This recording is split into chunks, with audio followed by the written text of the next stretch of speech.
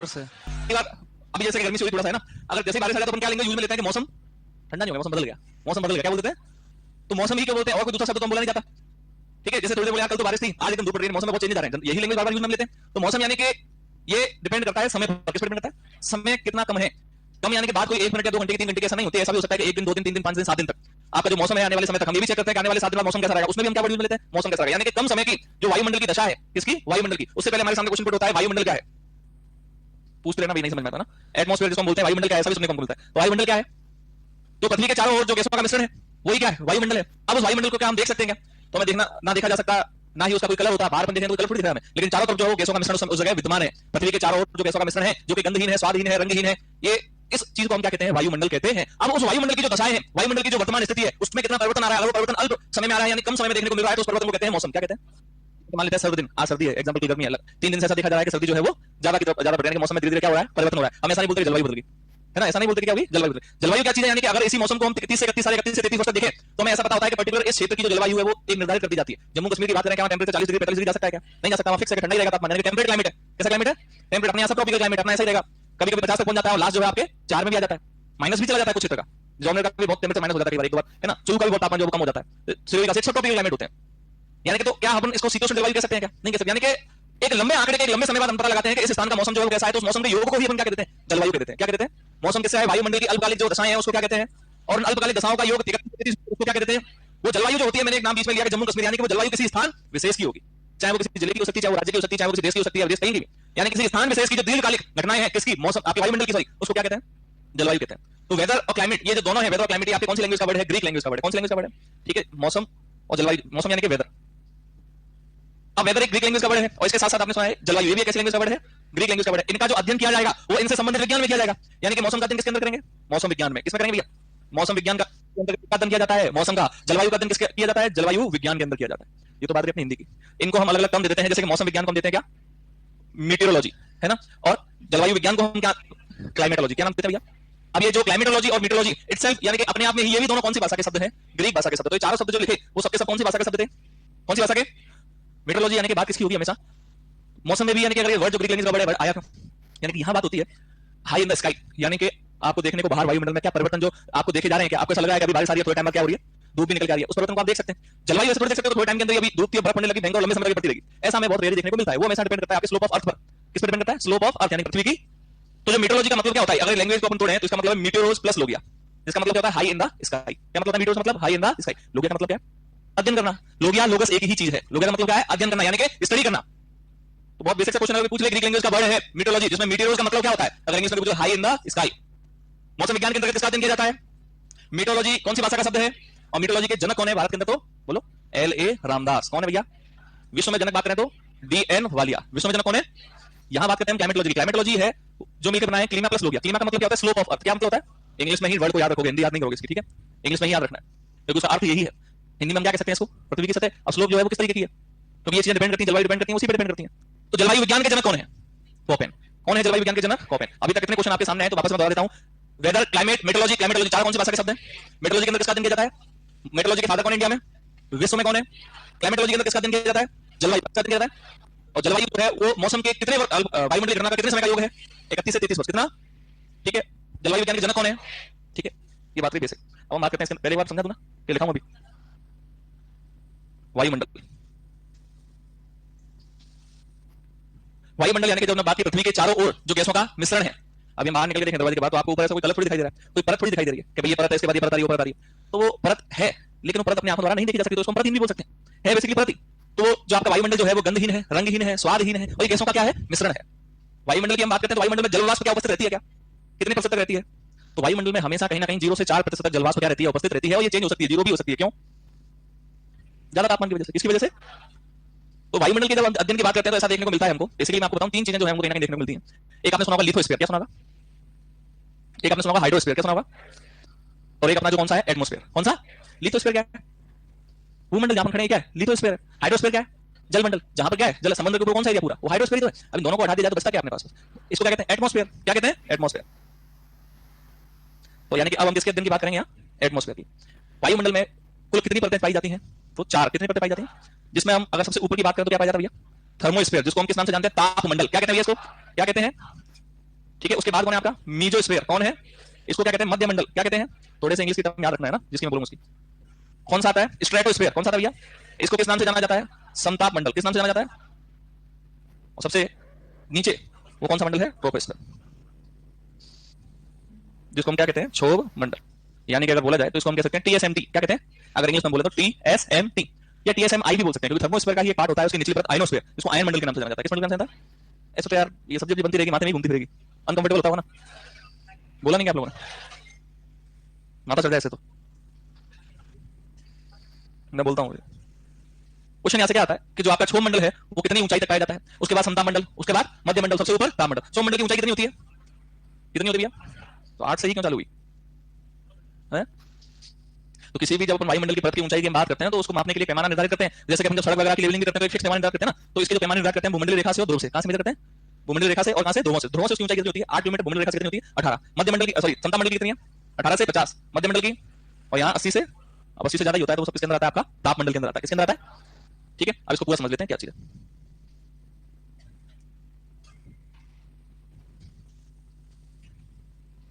सबसे नीचे अपने कौन से मंडल की बात की, कौन सा मंडल पाया जाता है, क्षोभ मंडल। कौन सा मंडल पाया जाता है, क्षोभ मंडल की ऊंचाई कितनी होती है, इसके ऊपर कौन सा मंडल, यहां से क्वेश्चन आएगा आपके अगर वेदर क्लाइमेट में से आता है ना, इसकी कितनी होती है भैया, इसके ऊपर कौन सा है, मध्य मंडल की ऊंचाई, और सबसे ऊपर ताप मंडल की 80 से 16।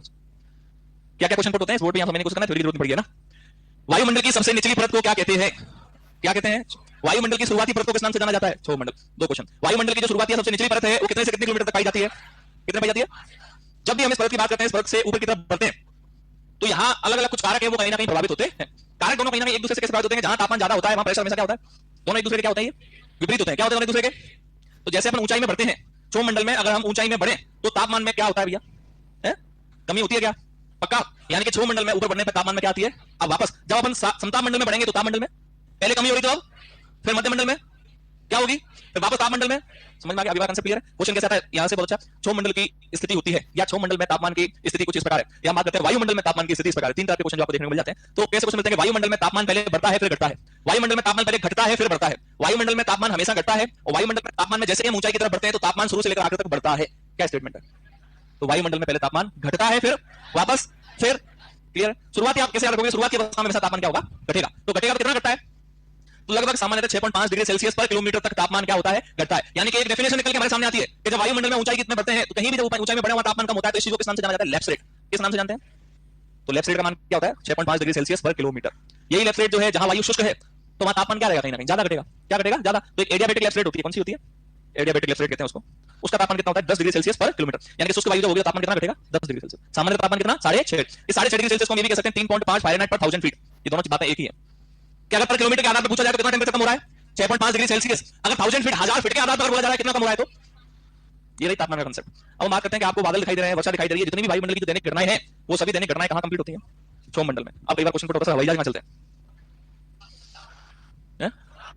बहुत सारे लोग समताप मंडल की बात करते हैं, कुछ क्षोभ मंडल की भी बात करते हैं। समताप मंडल में हम क्या देखते हैं कि जितना समताप मंडल की बात करें दृष्टि की, तो वहां पारदर्शिता कहीं ना कहीं कम होती जाती है। क्यों, हमेशा जो वायुयान है आपको क्षोभ मंडल में ही दिखेंगे, पर क्षोभ मंडल में भी ऊपरी हिस्से में, बिल्कुल कहां, इसलिए बहुत सारे लोग किसमें कंसीडर कर लेते हैं उसको, समताप मंडल में। पर समताप मंडल में ना होने का कारण क्या है, क्यों, वहां हानिकारक पराबैंगनी किरण आ रही है, उन पराबैंगनी किरणों को रोकने के लिए वहां ओजोन परत है, ओजोन परत रोकती है, तो जितने भी फोटोकेमिकल अभिक्रियाएं, जो फोटोकेमिकल रिएक्शंस होती हैं सब कहां होती हैं, समताप मंडल में। तो उसकी वजह से कहीं ना कहीं क्लियर विजिबिलिटी नहीं होती। तो जो आपके पायलट वगैरह सब कहां बनाते हैं उसको, या तो ऊपरी क्षोभ मंडल में, क्षोभ मंडल में ऊपरी, यानी कि बिल्कुल इसका ऊपरी हिस्सा, पूर्णतः समताप मंडल में नहीं है। कारण क्या है, क्योंकि वहां सर्वाधिक फोटोकेमिकल अभिक्रियाएं होती हैं। क्यों होती है, क्योंकि वहां क्या है, ओजोन परत। ओजोन परत का काम क्या है, तो वायुमंडल की दैनिक घटनाएं कहां होती है।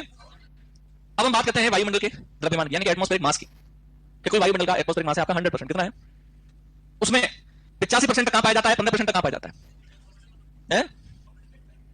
कुल अगर मैं बात करता हूं, मान लीजिए 8 से 18 किलोमीटर तक, ये लास्ट कितना किलोमीटर है, 50, कितना है शुरुआती अवस्था में, नीचे से लेकर 40 किलोमीटर तक, कितना किलोमीटर तक, कुल वायुमंडल का 99% भार जो है वो कितने किलोमीटर तक होता है, कितने तक होता है। तो 99% में तो आपका समताप मंडल भी आ गया, और समताप मंडल भी आ गया, और क्षोभ मंडल, तो सिर्फ क्षोभ मंडल पूछा जाए तो कितना परसेंट, 85%। यानी कि क्षोभ मंडल में वायुमंडल का लगभग कितना प्रतिशत भार पाया जाता है, 50-15% कहां पाया जाता है, क्योंकि मैंने 99% कहां तक बोला, 40 के बाद 50 भी तो है ना। तो ओवरऑल अगर 100% की बात करता हूं तो लास्ट 50 तक जाएगा, लेकिन कुल 99% तक कहां तक है, 40% तक, जिसका 85% कहां है, क्षोभ मंडल में, 15% कहां है, समताप मंडल में। कहां है, अब समताप मंडल की तरफ हम बढ़े तो बीच में आपको एक परत दिखाई दे रही है क्या, ये परत देखने को मिल रही है क्या। अब इस परत को मैं ऐसा भी कह सकता हूं कि क्षोभ मंडल समताप मंडल को अलग कर रही है, ऐसा भी कह सकता हूं कि क्षोभ मंडल समताप मंडल को जोड़ रही है, सही है ना, जोड़ भी रही है और अलग भी कर रही है। तो जो ये परत है, क्यों मैं इंग्लिश में याद करने को कह रहा था, इसको क्या कहते हैं, ट्रोपोस्फीयर। क्या कहते हैं, ट्रोपोस्फीयर से स्ट्रेटोस्फीयर में गए तो इस परत को क्या कहेंगे, ट्रोपोपोज। क्या कहते हैं इस परत को, ट्रोपोपोज। तो अगर आपसे क्वेश्चन पूछा जाए क्षोभ मंडल समता मंडल को अलग करने वाली परत का नाम क्या है, क्या नाम है भाई? कोई डाउट इसमें? क्लियर? यहां से क्वेश्चन जरूर पुट होकर आता है कि जितनी भी परत आपको दिखाई देती है, चाहे ट्रोपोपोज, स्टेटोपोज, मीजोपोज, इन परतों पर तापमान हमेशा स्थिर रहता है। क्या रहता है? ना बढ़ेगा ना ही। क्लियर है? ये मैं नोट डलवा के लिखा दूंगा। समता मंडल में कूदते, समता मंडल में जाने के बाद हमको क्या पता लगता है कि यहां जैसे ही आए तापमान तापमान बढ़ गया। तो इसलिए इसको कौन सा मंडल कहते हैं? गर्म मंडल। गर्म मंडल कहने का कारण क्या है? क्योंकि जितनी भी फोटोकेमिकल रिएक्शन है, फोटोकेमिकल अभिक्रियाएं हैं, वो सभी कहां चल रही हैं? समता मंडल में। चलने का कारण क्या है? क्योंकि उसमें क्या पाई जाती है? क्या पाई जाती है भैया? ओजोन परत पाए जाने के कारण इस मंडल को किस नाम से जाना जाता है? ओजोन मंडल किस नाम से जाना जाता है? ओजोन परत पाए जाने के कारण इस मंडल को किस नाम से जानते हैं? अब ओजोन मंडल क्या करेगा? इस ओजोन पर मंडल का काम है कि जो सूर्य से हानिकारक पराबैंगनी किरणें आ रही हैं उनको रोकना है। क्या करना है? क्या करना है? रोकना है। अब हो क्या रहा है ध्यान दीजिएगा। ये सबसे पहले ओजोन परत की खोज किसने की? चार्ल्स फेब्राई। किसने की? चार्ल्स फेब्राई, है ना? उसकी प्रॉपर्टी भी तीन ने बताई थी, खाली चार्ल्स फेब्राई। तो ओजोन का काम है सूर्य से हानिकारक आने वाली हानिकारक पराबैंगनी किरणों को, लेकिन वो क्या रहा है कि जो ग्रीन हाउस गैसेस हैं, ऐसी गैस जो वायुमंडल में कहीं ना कहीं हानिकारक है, उनकी मात्रा जो है वायुमंडल में धीरे धीरे बढ़ती जा रही है। तो हानिकारक पराबैंगनी किरणें क्या है? ओजोन परत में क्या हो रहा है? छेद क्या हो रहा है? तो अब वो हानिकारक पराबैंगनी किरणें आ तो रही हैं और वापस नहीं जा पा रही। क्यों नहीं जा पा रही? कि अपने वायुमंडल में हानिकारक गैसें हैं, वो गैस क्या करती हैं? उन पराबैंगनी किरणों को होल्ड कर लेती हैं, ट्रैप कर लेती हैं, पकड़ लेती हैं। अब पकड़ लेंगी तो उसकी वजह से जो भूमि की सतह का तापमान है वो सामान्य से, जब भूमि की सतह का तापमान सामान्य से बढ़ेगा तो ग्लेशियर वगैरह है वो भी पिघलेंगे, तो समुद्रों का स्तर भी। इस चीज को कहते हैं green house effect, global warming. क्या कहते हैं? क्या कहते हैं इसको? समझ आ गया ग्लोबल वार्मिंग क्या है? वो यहां से ठीक है। तो ओजोन परत की खोज चार्ल्स फेब्राई ने की। ओजोन परत पाई जाती है इसलिए इसको क्या कहते हैं? ओजोन मंडल कहते हैं। कौन सा मंडल है? गर्म मंडल है। यहाँ तापमान ऊंचाई में आने पर वायुमंडल का कितना प्रतिशत भार यहाँ पाया जाता है? अगर वायुमंडल का 99% भार पूछा जाए तो कितना किलोमीटर तक? जैसे ही समता मंडल से ऊपर गए, ऊपर जाने पर एक परत दिखी। दिखी क्या? इस परत को क्या कहेंगे? स्ट्रेटोपोज। क्या कहेंगे? क्योंकि इसको क्या कहते हैं? स्ट्रेटोस्फीयर। इसको क्या कहते हैं? मीजोस्फीयर। तो इसको क्या कहेंगे? स्ट्रेटोपोज। इसको क्या कहेंगे? मीजोपोज। Very good. क्या कहेंगे इसको? जब समता मंडल से अपन मध्य मंडल की तरफ बढ़े, वहां तापमान क्या हो गया? क्या हो गया? और इतना कम हुआ कि आपका तापमान जो है कहीं ना कहीं हम कह सकते हैं -85 डिग्री सेल्सियस तक भी चला जाता है। इसलिए इस मंडल को हम कौन सा मंडल कहते हैं? ठंडा मंडल या कीमोस्फीयर के नाम से भी जाना जाता है। किस नाम से जाना जाता है? कोई डाउट? क्लियर है क्या? इसमें यही है। जैसे ही हम मध्य मंडल से कहां बढ़े, तो यहाँ तापमंडल में बड़े तापमान क्या हो गया? ये जो तापमंडल आपको कहीं ना कहीं दिखाई दे रहा है, इसमें 400 से 600 किलोमीटर तक, यही शुरुआत में जो तापमंडल की निचली परत पाई जाती है, वहां कौन सा मंडल पाया जाता है? इसको कहते हैं आइनोस्फीयर। क्या कहते हैं इसको? यहाँ क्या देखने को मिलता है कि जो भी आपके रेडियो प्रसारण वगैरह जितने भी होते हैं सब कहां से होते हैं? जब हम देखते हैं सैटेलाइट वगैरह सब कहां लगी रहती है, जो आपकी डाटा स्काई है वो भी सिग्नल कहां से पकड़ रही है? समझ आया? आयनमंडल से। और इसी तापमंडल की जो सबसे भारी परत है, जो सबसे भारी परत यानी कह सकता हूं वायुमंडल की भी सबसे भारी परत, उसको हम किस नाम से जानते हैं? एक्सोस्फीयर। क्या कहते हैं उसको? यानी कि यहाँ सिर्फ हाइड्रोजन हीलियम जैसी गैसें पाई जाती हैं। क्या पाई जाती हैं? हाइड्रोजन हीलियम जैसी गैसें। यानी कि वहां वायु जो है उसकी बहुत ही थिन लेयर पाई जाएगी, यानी कि वायु की बिल्कुल से बिल्कुल पतली परत अगर कहीं पाई जाती है। क्यों? जैसे ही वायुमंडल में बढ़ेंगे, जितना आप ऊंचाई पे बढ़ोगे उतना जाके आगे तापमान ज्यादा, दाब कम, तो वायु। समझ आया? ये कंसेप्ट है।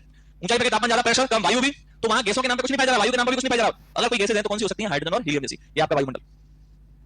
अब पूछो इसमें क्या पूछना है? कंप्लीट है? पक्का है या नहीं? ऐसे मसाले सुन रहे बैठे बैठे हैं? हाँ भैया, क्या बोले समझ नहीं आया? हाँ? वो यहीं ऊपर तो जाते हैं बिल्कुल, इसलिए तो वहां जाते ही तो आपके दाब बिल्कुल कम हो गए, इसलिए तो दाब कम होते ही वहां पर गुरुत्वाकर्षण बिल्कुल खत्म, तो इसलिए हवा में झूलते रहते हैं। जो आप वायुमंडल पेन लेके जाते हैं, क्योंकि प्रेशर की वजह से लिखते हैं तभी तो शायद इंक नीचे आती है। तो पेन चलेगा ही नहीं क्योंकि प्रेशर है ही नहीं बिल्कुल ही, इसलिए क्या लेके जाते हैं? पेंसिल।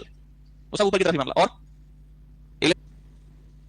जो आपके नोट्स के अंदर मैटर लिखा है या अपने जो भी डायग्राम बनाया है, उसी आधार उसी में बोल देख देख के आपको पॉइंट बोलने हैं, है ना? कैसे अपन कवर करेंगे ध्यान देना। जैसे कि क्षोभमंडल की हम बात करते हैं, क्षोभमंडल में सबसे पहले पॉइंट की हम बात करें ऊंचाई की। किसकी बात करें? तो क्षोभमंडल की ऊंचाई 8 से 18 किलोमीटर तक, ठीक है। क्षोभमंडल जो है वायुमंडल की सबसे निचली परत, शॉर्ट में लिख दिया मैं, सबसे निचली परत। पहली बोल सकते हैं क्या? तो सबसे पहली या सबसे निचली परत होती है क्षोभमंडल। क्षोभमंडल में ऊंचाई में बढ़ने पर, ऊंचाई में बढ़ने पर तापमान घटता है। क्या होता है? ठीक है, कितना घटता है? तो जैसे कि नोट अपन डाल के लिखें, नोट में हेडिंग रहेगी लेफ्ट रेट। क्या रहेगी भैया? यहां तक लिखो, ऊंचाई 8 से 18 किलोमीटर सबसे निचली परत है, ऊंचाई में बढ़ने पर तापमान घटता है। लेफ्ट साइड में क्या लिखेंगे? लेफ्ट साइड का मतलब क्या होता है? वायुमंडल में ऊंचाई में बढ़ने पर तापमान में गिरावट आना ही क्या होता है? लेफ्ट साइड होता है। सामान्यतः क्षोभमंडल की जो लेफ्ट साइड है वो है आपकी 6.5 डिग्री सेल्सियस प्रति किलोमीटर। अगर वहां शुष्क वायु की हम बात करते हैं तो वहां तापमान में ज्यादा गिरावट आती है सामान्य लेफ्ट साइड की जगह, तो वहां तापमान होता है 10 डिग्री सेल्सियस प्रति किलोमीटर। ये लिखे तीनों पॉइंट लिखिए, ठीक है। लेफ्ट साइड में लिखो परिभाषा के अंदर, वायुमंडल में ऊंचाई में बढ़ने पर तापमान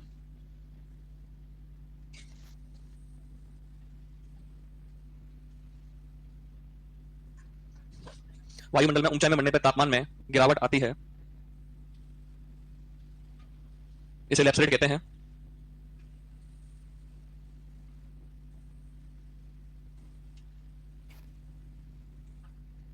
ठीक है, तो जो दोनों पॉइंट बोर्ड पे लिखे हैं अपने वो लिखने हैं अपने को। लेफ्ट साइड कितना भैया? 6.5 डिग्री सेल्सियस प्रति किलोमीटर अथवा 3.5 फारेनहाइट प्रति 1000 फीट या 1000 फीट, है ना? आइडिया बेटे का कितना होता है? 10 डिग्री सेल्सियस प्रति किलोमीटर। जो वहां मीटर लिखा हुआ है उसको यहां लिख रहे हैं थ्योरी में, सिंपल है ना?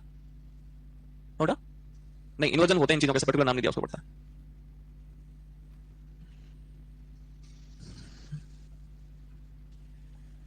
अशोक बेटा लिख दिया लेफ्ट साइड। सर एलएसी में भी आएंगे क्या क्वेश्चन? मुझे क्या पता एलएसी का भार।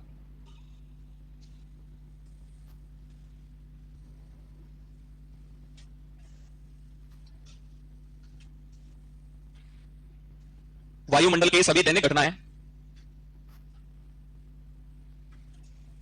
घटनाओं में जैसे कि बादल, वर्षा, है ना, ये सब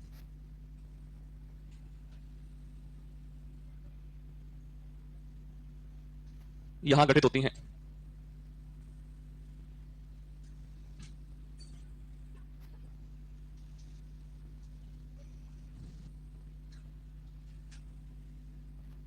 डन, चेंज करूं? नोट डालो। वायुमंडल का 99% भार 40 किलोमीटर तक पाया जाता है। कितने किलोमीटर तक भैया?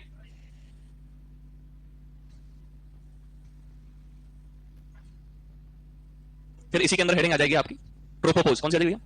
ट्रोपोपोज पे तापमान में क्या होता है भाई?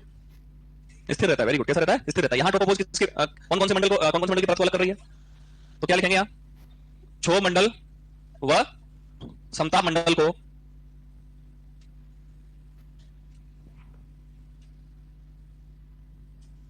अलग करने वाली रेखा।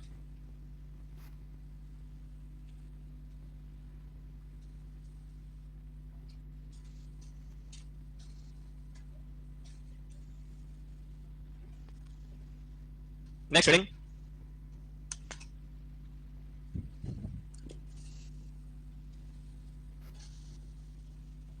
स्ट्रेटोस्फीयर समताप मंडल। सबसे पहला पॉइंट क्या होगा? आपको देख के बोलना है, उसे तभी तो याद होगा। कितना है? 18 से 50 किलोमीटर। नेक्स्ट पॉइंट क्या लिखेंगे? इस मंडल में ऊंचाई लिखो, फिर मैं बोल के बताता हूं। ऊंचाई लिखो 18 से 50। इस मंडल में ऊंचाई में बढ़ने पर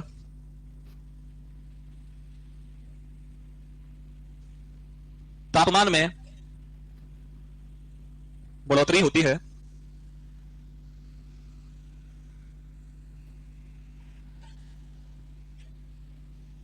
इससे तो और ज्यादा लग रहा है मुझे। खींच लेता है वो, है ना? दिक्कत है, खड़ा नहीं रह जाएगा। या तो कल खाना बनवाएंगे या क्लास लेंगे। अपन नहीं चलेंगे बनाने कुछ। कितने बजे से खाना खाना चालू करते तुम? इस मंडल में 20 से 30 किलोमीटर के मध्य ओजोन परत पाई जाती है, इसलिए इसे बोलो ओजोनोस्फीयर और ओजोन मंडल के नाम से जानते हैं।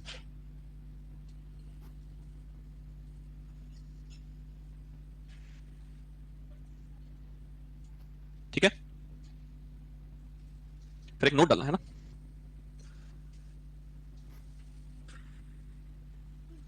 बोलूं? ये छोटा तो नहीं है, दिख तो रहा है आपको पीछे सबको। नोट डाली, लिखो। ओजोन परत सूर्य से आने वाली हानिकारक पराबैंगनी किरणों को क्या करती है भाई? है। ओजोन परत सूर्य से आने वाली हानिकारक पराबैंगनी किरणों, ओजोन परत की खोज चार्ल्स फेब्राई ने की।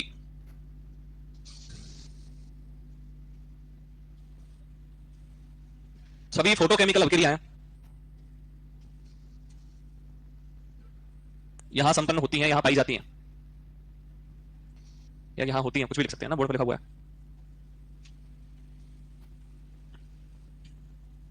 लास्ट एरो लगाओ, मैं यहीं से बोलूंगा मैं ना। वायुमंडल का 15% भाग समताप मंडल में पाया जाता है। वायुमंडल का 15% भाग, 15% atmospheric mass present in this sphere. Done. Stratosphere के अंदर ही हेडिंग है स्ट्रेटोपोज। स्ट्रेटोपोज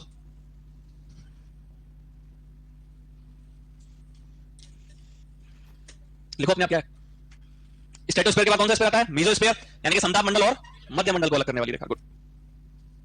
इनको समताप मंडल और मध्य मंडल को अलग करने वाली रेखा।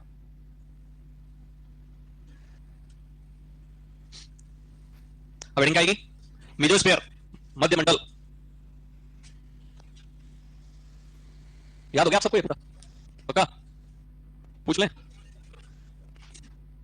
मध्य मंडल की ऊंचाई कितनी? चौमंडल की 18 से 18। समताप मंडल की? ताप मंडल की 18 से 16। लिखो मध्य मंडल में ऊंचाई कितना है भाई?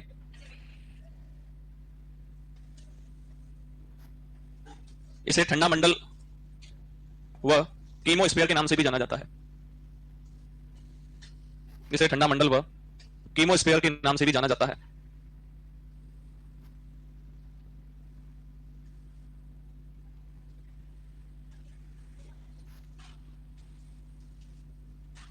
हेडिंग मीसोपोज इसी में।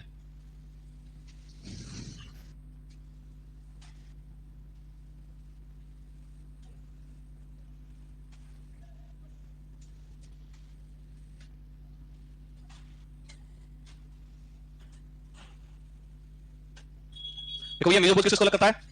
क्या सिर्फ अलग नहीं करता, अपन ये भी तो कह सकते हैं जोड़ता है। जोड़ता है, अलग करता है, ये है ना, एक ही चीज है। मीसोपोज लिखना तो हेडिंग तापमान डालोगे।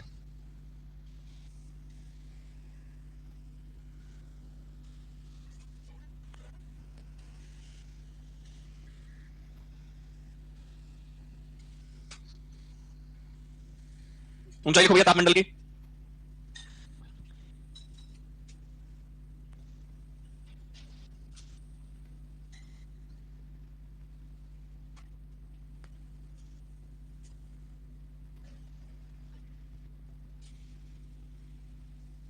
लिखी?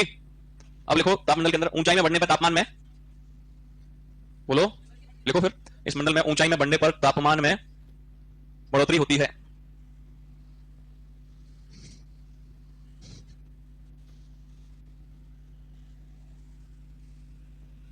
यहां से देखने में दिक्कत आती है बहुत। बोलो, तापमंडल के अंदर ही मैं बात कर रहा हूं। लिखो तापमंडल की निचली परत को, तापमंडल की निचली परत को, तापमंडल की निचली परत को आयन मंडल के नाम से जाना जाता है।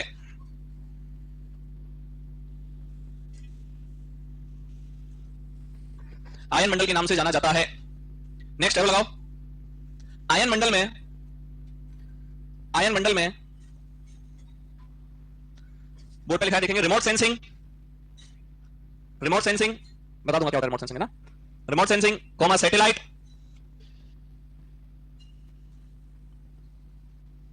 कॉमा रेडियो प्रसारण इत्यादि इत्यादि संपन्न होते हैं।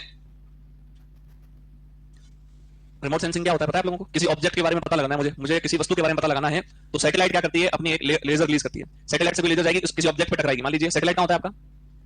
सारे आयन मंडल इधर है ना, अंतरिक्ष तो बहिमंडल के ऊपर जाता है। सैटेलाइट से परत आपके लेजर आके किसी ऑब्जेक्ट पर टकराई, यहां से टकराने के बाद पुनः जो उनका सिस्टम है उस पर जाएगी, तो वो इस चीज के बारे में आपको क्या दे देगी, इन्फॉर्मेशन दे देगी कि वहां कौन सी चीज है। इसका मतलब बिना छुए किसी ऑब्जेक्ट के बारे में, किसी वस्तु के बारे में जानकारी प्राप्त करना क्या है? Remote sensing. Collection of information without, बाहरी या ऊपरी परत को क्या कहते हैं? बोर्ड पर लिखा है, बहिमंडल या एक्सोस्फीयर के नाम से जाना जाता है। बहिमंडल या एक्सोस्फीयर के नाम से जाना जाता है।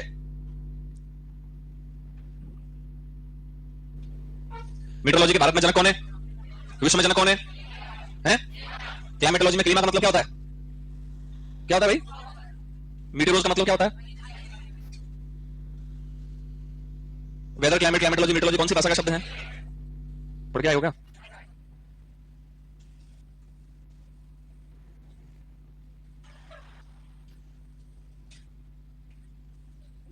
जेआरएफ के अंदर क्वेश्चन पूछा हुआ है, total number of weather component, यानी कि मौसम के कुल कितने अवयव होते हैं? कितने होते हैं? 7।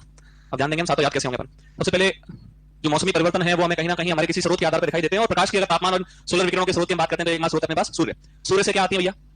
क्या आती है? सोलर विकिरण। ध्यान से सुनना, कैसे याद हो जाएंगे। क्या आती है? सोलर। ये सोलर विकिरण जब आती है तो वो किसके लिए जिम्मेदार होती है?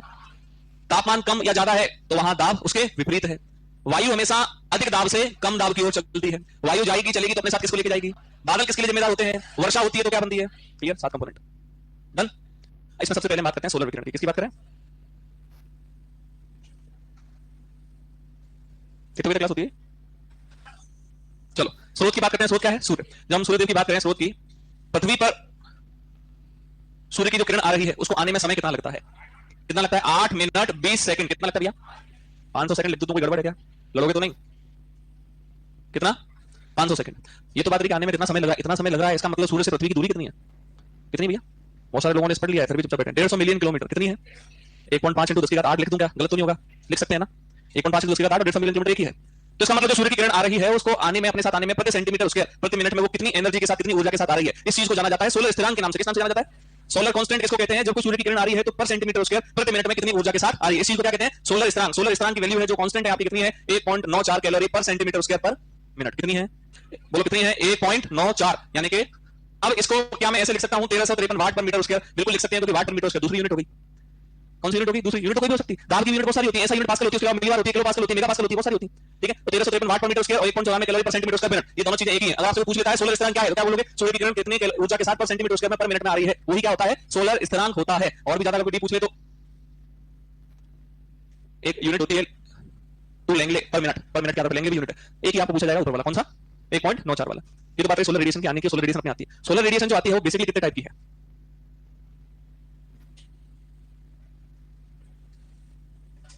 हिंदी बताता हूं इनके ना। डायरेक्ट यानी कि सीधा प्रत्यक्ष जो सोलर रेडिएशन आई आपकी। डिफ्यूज यानी कि सोलर रेडिएशन आ रही है पर किसी ना किसी चीज से टकराते हुए आ रही है, यानी कि विसरित होते हुए। कैसे होते हुए? लास्ट में आता है आपका ग्लोबल, यानी कि टोटल कितनी आई डायरेक्ट प्रत्यक्ष रूप से और विसरित रूप से कितनी आई, उनका कुल क्या होता है? ग्लोबल, यानी कि टोटल। हमें नहीं देखना होता कि कितनी आ रही है, क्या आ रही है, हमें सिर्फ मतलब होता है कि हमारा इसमें फायदा कहां है, हमारा इसमें यूज कहां हो रहा है। तो हमारा जो यूज है वो सोलर रेडिएशन का तो सिर्फ और सिर्फ किस रूप में है? पौधे, क्योंकि हमारा मतलब पौधे से, पौधे का मतलब किससे है? प्रकाश संश्लेषण से। किससे? सोलर रेडिएशन जो आती है वो अलग अलग तरंग की आती है। पौधे के लिए कौन सी आवश्यक है वो अलग चीज है, वो उसकी एक पर्टिकुलर रेंज है। यानी कि सोलर रेडिएशन आ रही है तो मैंने बोला सूर्य से आने वाली हानिकारक पराबैंगनी किरणें, पराबैंगनी किरणें भी आती हैं, तो क्या बढ़िया पौधे के लिए? नहीं है। एक्सरे गामा रे भी आती हैं, तो बढ़िया क्या पौधे के लिए? नहीं है। तो कौन सी अच्छी है? वे सोलर विकिरण अच्छी हैं जिनकी रेंज 400 से 700 नैनोमीटर अथवा 0.4 से 0.7 माइक्रोमीटर होती है। क्या होती है भैया? माइक्रोमीटर। यानी कि हम ये देखेंगे कि जो प्रत्यक्ष सोलर विकिरण आ रही है उस सोलर विकिरण में ये जो आपकी जो रेंज है, इस रेंज को किस नाम से जानते हैं? तो ये बताओ। पीएआर सुना सुना लगा है क्या? Photosynthetic active radiation. यही एकमात्र रेडिएशन है जो किसके काम आती है? पौधे के प्रकाश संश्लेषण के लिए। हम ये देखेंगे कि जो डायरेक्ट रेडिएशन आ रही है उसका पीएआर में कितना योगदान है। किसमें रेडिएशन आ रही है तो अलग अलग तरह की भी आ सकती है, हमारे पीआर में उसका कितना योगदान है। तो आपको सिर्फ और सिर्फ कुछ याद रखना है, प्रत्यक्ष रेडिएशन का पीआर में योगदान कितना है? कितना परसेंट? 42%। कितना परसेंट? 42। डिफ्यूज का कितना है? 65%। कितना है? दोनों का एक एवरेज निकाला और देखा कि दोनों का टोटल जो है पीआर में कितना योगदान है, तो 50%। कितना एवरेज है? कितना है भैया? तो क्या याद रखना है आपको? वापस क्वेश्चन में पूछता हूं कि डायरेक्ट सोलर रेडिएशन का पीआर में योगदान कितना है, डिफ्यूज का कितना है, ग्लोबल टोटल का कितना है। ठीक है, ये मतलब दोनों को जोड़ के तो बहुत ज्यादा संख्या 50 का आया, एवरेज है। क्या ये? ठीक है। प्रकाश संश्लेषण में जो काम आने वाली सोलर रेडिएशन उसका नाम क्या होता है? क्या बोलते हैं? इसकी फुल फॉर्म क्या है? Photosynthetic active radiation. तरंग दैर्घ्य कितने से कितने की मध्य होती है? नैनोमीटर में। माइक्रोमीटर में बात करूं तो अब जो ये सोलर रेडिएशन आ रही है किसी चीज से, और किससे आ रही है हमको पता है? सूर्य से आ रही है। सोलर रेडिएशन आने पे हम देखते हैं कि किसी वस्तु से, किसी ऑब्जेक्ट से वो आती है तो आने के बाद पुनः वापस टकरा के जाती भी है, आएगी वो जाएगी भी सही, हरकतें सही नहीं होगी तो चली जाती है। होता है क्या? तो सुधारो फिर अपने आपको। ठीक है, सोलर रेडिएशन तो किसी सतह से टकरा के वापस जा रही है। अगर वो सोलर रेडिएशन उसी अमाउंट के अंदर जा रही है, इसका मतलब आपकी किसी ऐसी सतह से वो टकराई है जिस सतह का रंग कुछ इस प्रकार का था कि सोलर रेडिएशन का परावर्तन उसने बहुत ज्यादा किया। तो अब घूम फिर के हमारे पास टॉपिक क्या आता है? ये सोलर रेडिएशन जो यानी कि सोलर विकिरण आ रही है, वो प्रकाश जब लेके आ रही है उसका परावर्तन कौन सा रंग सर्वाधिक करता है? कौन सा रंग? पक्का? यानी कि अपने बड़े बुजुर्ग भी जो है पुराने जमाने से खेती करने के समय में भी धोती कुर्ता पहन के आ रहे हैं सफेद, तो ये दिमाग में कुछ होना चाहिए ना। तो खेत में काम करने में सफेद कपड़े पहन जाते हैं, हम तो नहीं पहन के जाते। वो क्यों पहन के जाते थे? क्योंकि गर्मी कम लगे। तो परावर्तन सबसे ज्यादा कौन सा करता है? सफेद। अगर प्रकाश के अवशोषण की बात आती है, किसकी बात आती है? तो अवशोषण कौन सा रंग करता है? काला। यानी कि कुल सोलर रेडिएशन कितनी आई और सोलर रेडिएशन कितनी गई? ध्यान से सुना वापस। सोलर रेडिएशन कितनी आई और सोलर रेडिएशन कितनी गई, इसका जो आपका रेशो होता है, इसका जो अनुपात होता है, उसी अनुपात को एल्बिडो के नाम से जाना जाता है। किस नाम से जाना जाता है? क्या होता है एल्बिडो? वापस बताओ। कुल आने वाली सोलर विकिरण और जाने वाली सोलर विकिरण का अनुपात क्या कहलाता है? एल्बिडो। अब जब किसी सतह से टकराकर कोई चीज सोलर विकिरण वापस ज्यादा मात्रा में लौट रही है, जैसी आई कहीं ना कहीं वैसी लौट रही है, तो ये बहुत रेयर चांस होता है कि 100% लौटे। 100% वहीं से लौट सकती है जहां परावर्तन बहुत ज्यादा हो, और परावर्तन बहुत ज्यादा यानी कि 100% होता है एब्सोल्यूट व्हाइट सरफेस का, पूर्णतः सफेद रंग का। पूर्णतः सफेद रंग बहुत रेयर ही हमको देखने को मिलता है। सफेद है, सफेद नहीं है ना, बहुत सारी ये बहुत सफेद है, सफेद नहीं। तो एब्सोल्यूट व्हाइट सरफेस का कितना होता है? 100%, पूर्णतः सफेद सतह। तो ऐसी कौन सी सतह? तो स्नो, बर्फ। लगभग उससे 94% तक सोलर विकिरण वापस लौट जाती है। और किससे नहीं लौटती है? तो जैसे परावर्तन नहीं होगा। परावर्तन किससे नहीं होता? काले रंग से, क्योंकि काला रंग क्या करता है? अवशोषण। तो कितनी लौट रही है? 4% तक। किससे? चारकोल से। किससे? यानी कि चारकोल का एल्बिडो कितना होता है? स्नो का एल्बिडो कितना होता है? 94। कितना? कुछ ऐसी सामान्य और भी फसलें जिनका मैं एल्बिडो याद रखना है, जिसमें सामान्य क्रॉप प्लांट की बात आती है, फसल पौधे की, तो उसका एल्बिडो 15 से 25 के मध्य होता है। कितना होता है प्रतिशत में? 15 से 25। मूंग का होता है 26। कितना होता है? धान का होता है 12। कितना? आलू का 19। कितना? ये कुछ पर्टिकुलर आपको 4 से 5 याद करने पड़ेंगे। गेहूं का 23 से 25। कितना है? डन। ये बात रही एल्बिडो की। टाइम है 3 मिनट हो गया ना। इसके पश्चात हम इसके अंदर क्या करेंगे? जो सोलर रेडिएशन आपकी आई, इस सोलर रेडिएशन को मापने के लिए कितनी आ रही है और कितने घंटे आ रही है, ऐसा कुछ मापने के लिए यंत्र है क्या? तो आप जो आपको बुक दे रखी है उसमें स्टार्टिंग में सारे यंत्र दे रखे हैं, सबके सब पढ़ लेना। 4 से 5 मैचों को होंगे तो 2 क्वेश्चन दूंगा संडे में ना, उसमें से आपके यंत्र जो है आपको एग्जाम के अंदर 101% मिलेंगे, 110%। अगर 3 क्वेश्चन आते हैं तो एक क्वेश्चन यंत्र से आएगा, एक क्वेश्चन मानसून से आने के चांसेस रहते हैं, दूसरा तीसरा क्वेश्चन मौसम के अवयव से आने के चांसेस रहते हैं। ठीक है, तो यंत्र सबको याद होनी चाहिए। तो सोलर विकिरण जो आ रही है उसको किससे मापा जाता है? सनशाइन रिकॉर्डर से। किससे मापा जाता है? सनशाइन रिकॉर्डर को कैम्बेल स्टॉक के नाम से भी जानते हैं। किस नाम से जानते हैं? Campbell stock. देखा है आप लोगों ने कैसा होता है? देखा क्या? मत देखो, दिखाता हूं आपको कैम्बेल स्टॉक है ना। ओवरऑल कल सारे आपको इंस्ट्रूमेंट बताऊंगा मैं। कैम्बेल स्टॉक यानी कितने टाइम के लिए ड्यूरेशन आ रही है, कितनी अवधि के लिए आ रही है, क्यों आवश्यक है ये? इस समय पता चलता है कि कितने घंटे जो है या कितने समय जो है एक दिन में प्रकाश आया। क्या वो जो प्रकाश का समय है आपके पौधे के वृद्धि में विकास को प्रभावित करता है? तो जब प्रकाश का समय आपके पौधे में वृद्धि को प्रभावित करता है, जिसी को अपन क्या नाम दे देते हैं, क्या बोल देते हैं, प्रदीप्त कालिता। अवधि क्या, अवधि, प्रकाश की अवधि। अगर तापमान का पौधे के अंकुरण पर प्रभाव पड़ेगा, और अंकुरण से कौन मुख्य रूप से प्रभावित होता है, पुष्पन। कौन, यानी कि तापमान का प्रभाव अगर पौधे के पुष्पन पर पड़ता है, पुष्पन की क्रिया जो है वो कम समय के अंदर अगर हो जाए, तो इस चीज को कहते हैं वसंतीकरण। क्या कहते हैं, वनलाइजेशन। क्या कहते हैं भैया, ये दो टॉपिक अपन कल इसके अंदर पढ़ेंगे, ठीक है। और सोलर रेडिएशन के अंदर हम पढ़ेंगे कि आपका जो केमिकल स्टॉक है, कल फोटो दिखाऊंगा मैं, उसमें 3 कर्व कार्ड लगाए जाते हैं। कर्व कार्ड कौन से कौन, ठीक है, वो किसी भी ऑब्जेक्ट से टकराकर जो है वापस लौटती हैं। क्या जितनी आई उतनी ही वापस लौट कर गई? तो ये तो डिपेंड कर सकता है, क्या कर सकता है, और डिपेंड किस तरह का सरफेस पर, सतह पर, यानी कि वो किस कलर की है। अगर सफेद रंग है तो अभी हमने थोड़ी देर पहले पढ़ा कि प्रकाश का परावर्तन ज्यादा करता है। काला रंग की हमने क्या बात की, प्रकाश का अवशोषण ज्यादा करता है। तो प्रकाश की जो आपकी किरण आ रही है, सोलर किरण, वो टकराकर वापस जाएगी, ज्यादा किसमें जाएगी? इसका मतलब एल्बिडो कौन सी सतह का ज्यादा हो सकता है, कम किस सतह का होगा, ठीक है। तो एल्बिडो जो है वो सर्वाधिक आपका किसका होता है, स्नो का। किसका होता है, ठीक है। और इसके अलावा जो सबसे कम किसका होता है, चारकोल। चारकोल का कोयला, ठीक है। कितना होता है भैया, तो ये है 94%। अगर 100% पूछ लिया जाए ना, एब्सोल्यूट व्हाइट सरफेस, यानी कि जो निरपेक्ष सफेद सतह है, ऐसी रेयर ही होती है, अगर वो आ जाए तो उसका कितना होता है, 100% हो सकता है, ठीक है। सामान्य और आपको कुछ याद रखनी पड़ेगी, जैसे कि क्रॉप प्लांट यानी कि फसल पौधों के कितना होता है, 15 से 25%। कितना होता है, मूंग का कितना होता है, 26%। गेहूं का कितना है, 23 से 25%। कितना है, धान का कितना है, 12%। अगर जल सतह का पूछा जाए, वाटर सरफेस का, तो 5 से 8% तक होता है, ठीक है। बाजरा का 24 होता है। आपको गिने चुने कुछ याद रखने हैं, ठीक है। एल्बिडो वापस बात करते हैं, क्या है, सूर्य से आने वाली जो कुल सोलर विकिरण है वो किसी सतह से टकराकर, और कुल जितनी भी सोलर विकिरण पुनः लौट रही है, उनका अनुपात ही क्या होता है, यानी कि टोटल इनकमिंग सोलर रेडिएशन और टोटल आउटगोइंग सोलर रेडिएशन का जो रेशो है वही क्या होता है, एल्बिडो होता है। अब बात आती है जो सनशाइन आ रही है, यानी कि सोलर विकिरण आ रही है, प्रकाश जो आ रहा है, उस प्रकाश की अवधि को मापने वाला कुछ होता है क्या? तो बिल्कुल, प्रकाश की अवधि को किससे मापा जाता है, सनशाइन रिकॉर्डर से। किससे मेजर किया जाता है, सनशाइन रिकॉर्डर को कैम्बेल स्टॉक के नाम से भी जानते हैं। क्या बोलते हैं, ठीक है, सेम ही है ये, सनशाइन रिकॉर्डर, या हिंदी में ये साइलेंट हो जाता है, कैम्बेल स्टॉक बोलते हैं, ठीक है। अब ये जो कैम्बेल स्टॉक है, आपको उसमें फोटो दिखाया था क्या, नहीं दिखाया क्या, मत देखो। तो इस प्रकार से जो है कांच का ग्लोब जो है ऊंचाई पर रखा रहता है आपके 3 से 3.5 फीट पे, ऑब्जर्वेटरी के अंदर, मौसम वेधशाला के अंदर। उसके नीचे कर्व कार्ड लगाए जाते हैं। क्या लगाए जाते हैं, अभी बताता हूं मैं आपको। ये कर्व कार्ड जो होते हैं, कर्व के नाम क्यों, क्योंकि मुड़े हुए, ये कर्व कार्ड जो है वो लगाए जाते हैं समय के आधार पर। किस आधार पर लगाए जाते हैं, ठीक है। शॉर्ट ये होता है आपका स्ट्रेट, ये क्या होता है आपका लॉन्ग। क्या है भैया,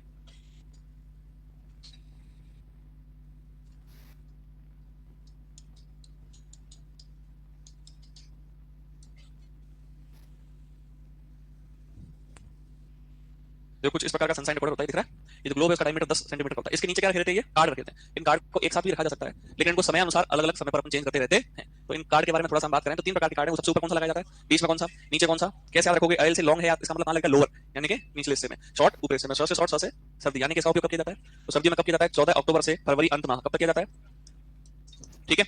और लॉन्ग जो है वो कब लगाया जाएगा, गर्मियों में। गर्मियों में कब लगाते हैं इसको, 12 अप्रैल से कितना सितंबर, 2 सितंबर तक लगाते हैं। कब लगाते हैं, 12 अप्रैल से 2 सितंबर। तो कब लगाया जाता है, गर्मियों में। अब बचा आपके पास कौन सा, स्ट्रेट। क्या समय भी बचा आपके पास, बताओ कब से कब तक बचा है, 14 अक्टूबर से फरवरी अंत लिखा है, इसका मतलब 1 मार्च से 11 अप्रैल लिखते हैं क्या। तो एक बार तो इसको कब लगाया जाता है, 1 मार्च से 11 अप्रैल। और कब लगाया जाएगा, 3 सितंबर से 13 अक्टूबर। वेरी गुड, कब लगाया जाएगा भैया, 3 सितंबर से 13 अक्टूबर तक लगाया जाता है। अब प्रकाश की अवधि की बात आ रही है, इसका मतलब कहीं ना कहीं प्रकाश की अवधि से जो है वो आपका पौधा की वृद्धि में विकास प्रभावित होगा। होगा क्या, बिल्कुल होगा। लाइट को तो नीड, पौधे को तो लाइट की मेन नीड होती है। तो प्रकाश की अवधि का जो पौधे की वृद्धि पर या पुष्पन पर जो प्रभाव पड़ता है उसको क्या बोलते हैं, प्रदीप्त कालिता। पुष्पन पर प्रभाव पड़ता है तो सर्दी पर प्रभाव पड़ता है, इसी को क्या बोलते हैं, प्रदीप्त कालिता। शायद आपको पढ़ा दिया होगा सर ने पहले, हैं, अभी तक नहीं पढ़ाया।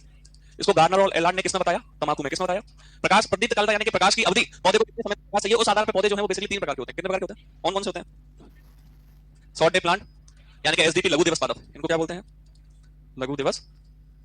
और लॉन्ग डे प्लांट, जिनको हम क्या बोल सकते हैं, दीर्घ दिवस पादप। क्या बोलते हैं भैया, एलडीपी के नाम से जानते हैं। एक जो है हम देखते हैं तीसरा, डे न्यूट्रल प्लांट। कौन सा प्लांट, डे न्यूट्रल प्लांट, जिसको बोला जाता है डीएनपी। क्या बोला जाता है, हिंदी में क्या बोलेंगे, दिवस निष्प्रभावी पादप। क्या बोलते हैं, ठीक है। ये 3 प्रकार के पादप जो है क्लासिफाई करने के लिए। अब ये किस आधार पर होते हैं, यानी कि पौधे को कितने समय तक प्रकाश की अवधि चाहिए। शॉर्ट डे यानी कि अवधि ज्यादा चाहिए, कम चाहिए, कितनी कम चाहिए, कितने घंटे, 8 से 10 घंटे तक। अगर 8 से 10 घंटे तक पौधे की प्रकाश की आवश्यकता हो रही है तो क्या है आपके शॉर्ट डे प्लांट है। और लॉन्ग डे प्लांट 10 से 12 तक, मैक्सिमम 14 घंटे तक आपको जाता है, ठीक है। आपकी नोटेड किताब में 14 लिखा हुआ है। तो 8 से 10 घंटे तक जिनको प्रकाश की आवश्यकता होती है, कैसे होते हैं, 10 से 12 की आवश्यकता होती है, कैसे होते हैं। और जिन पर प्रकाश की अवधि का कोई भी प्रभाव नहीं होता उसको क्या कहते हैं, दिवस निष्प्रभावी पादप कहते हैं। और दिवस निष्प्रभावी पादप इसलिए कहे जाएंगे प्रकाश की अवधि पर उनको कोई प्रभाव नहीं पड़ रहा है। इसका मतलब ऐसे पौधे तो कभी भी उगाए जा सकते हैं सर, उगाए जा सकते हैं क्या, वही तुम यहाँ से तो मुंह पे मेरे आ रहा है सर, इसको स्लाइड से, और तुम कुछ दिख ही नहीं रहे मुझे। क्या देखते हैं, वर्नलाइजेशन। वर्नलाइजेशन को लाइसेंस को ने बताया, किसने बताया। वहां तो बात की थी कि प्रकाश, पौधे के पुष्पन पर प्रकाश की अवधि का प्रभाव, प्रकाश की अवधि का। यहां बात करते हैं तापमान का, किसका प्रभाव, क्या तापमान का प्रभाव पौधे के पुष्पन पर होता है? बिल्कुल होता है। लेकिन यहाँ किस प्रकार की बात की जा रही है, यहाँ उस प्रकार की बात की जा रही है जब सबसे पहले तो इसको गेहूं के अंदर ही देखा था, है ना, किसके अंदर देखा था? तो गेहूं जो है वो वानस्पतिक वृद्धि कहीं ना कहीं लंबा समय लेता है, जननी वृद्धि में कम लेता है। अब ये समस्या भी जनरली देखने में जा रही है, पहले मार्च में स्वेटर पहनते थे अपन, फरवरी तक तो मैंने फरवरी में नहीं पहनते, उदयपुर में तो लास्ट 2 से 3 फरवरी तक पहना था, स्वेटर वैसे दिन में वैसे पहना नहीं जाता, बिल्कुल ही गर्मी लगती। कारण क्या है? ग्लोबल वार्मिंग और इस प्रकार के बहुत सारे करते देखे जा रहे हैं जिनकी वजह से तापमान बढ़ रहा है। तो जैसे ही अप्रैल तक कट रहा है तो गेहूं, तो तापमान अगर उस समय ज्यादा हो गया, तापमान ज्यादा होने से गेहूं पहले ही मैच्योर हो जाता है। क्या हो जाता है? तो इसका मतलब जननिक वृद्धि को समय मिल पाता है क्या? नहीं मिल पाता। कौन सी वृद्धि को समय ज्यादा मिलना चाहिए, वानस्पतिक वृद्धि को या जननिक वृद्धि को? बोलो, जननिक वृद्धि को। फायदा अपन को आर्थिक किससे है? जननिक वृद्धि। तो यहाँ क्या करते हैं हम, जो आपके कोई भी फसल लगा रहे हैं उसके बीज को क्या करेंगे, ठंडा उपचार देते हैं। क्या कहते हैं? कोल्ड ट्रीटमेंट, 0 से 6 डिग्री सेल्सियस तक उस पर रखा जाता है। उससे क्या देखते हैं कि जब वो पौधा अंकुरित होने के बाद पौधा बनेगा, उसके अंदर वानस्पतिक वृद्धि तो क्या होगी, कम, और वानस्पतिक वृद्धि जल्दी करके वो जननिक वृद्धि के अंदर समय लगाएगा। इसका मतलब उसके अंदर पुष्पन जो है, फूल जो है वो जल्दी ओपन होते हैं, जल्दी खिलते हैं। इसी को क्या कहते हैं? वसंतीकरण। अगर कोई पूछे तापमान का पुष्पन पर प्रभाव क्या कहलाता है, प्रकाश की अवधि का पुष्पन पर प्रभाव क्या कहलाता है, क्या कहलाता है? प्रदीप्त कालिता। क्या कहलाता है? सोलर रेडिएशन टन। जब इस पॉइंट को लिखेंगे अपन एक एक को, मेरे से वापस डिस्कस करना सर, है ना, मैं वापस बताऊंगा एक एक चीज क्या है। तो बंद करने से मैं देखूंगा नहीं हूं, तो क्या करेंगे देख के मुझे वैसे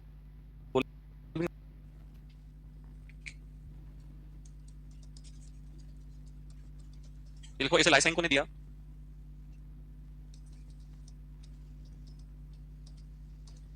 बोर्ड पे लिखा है।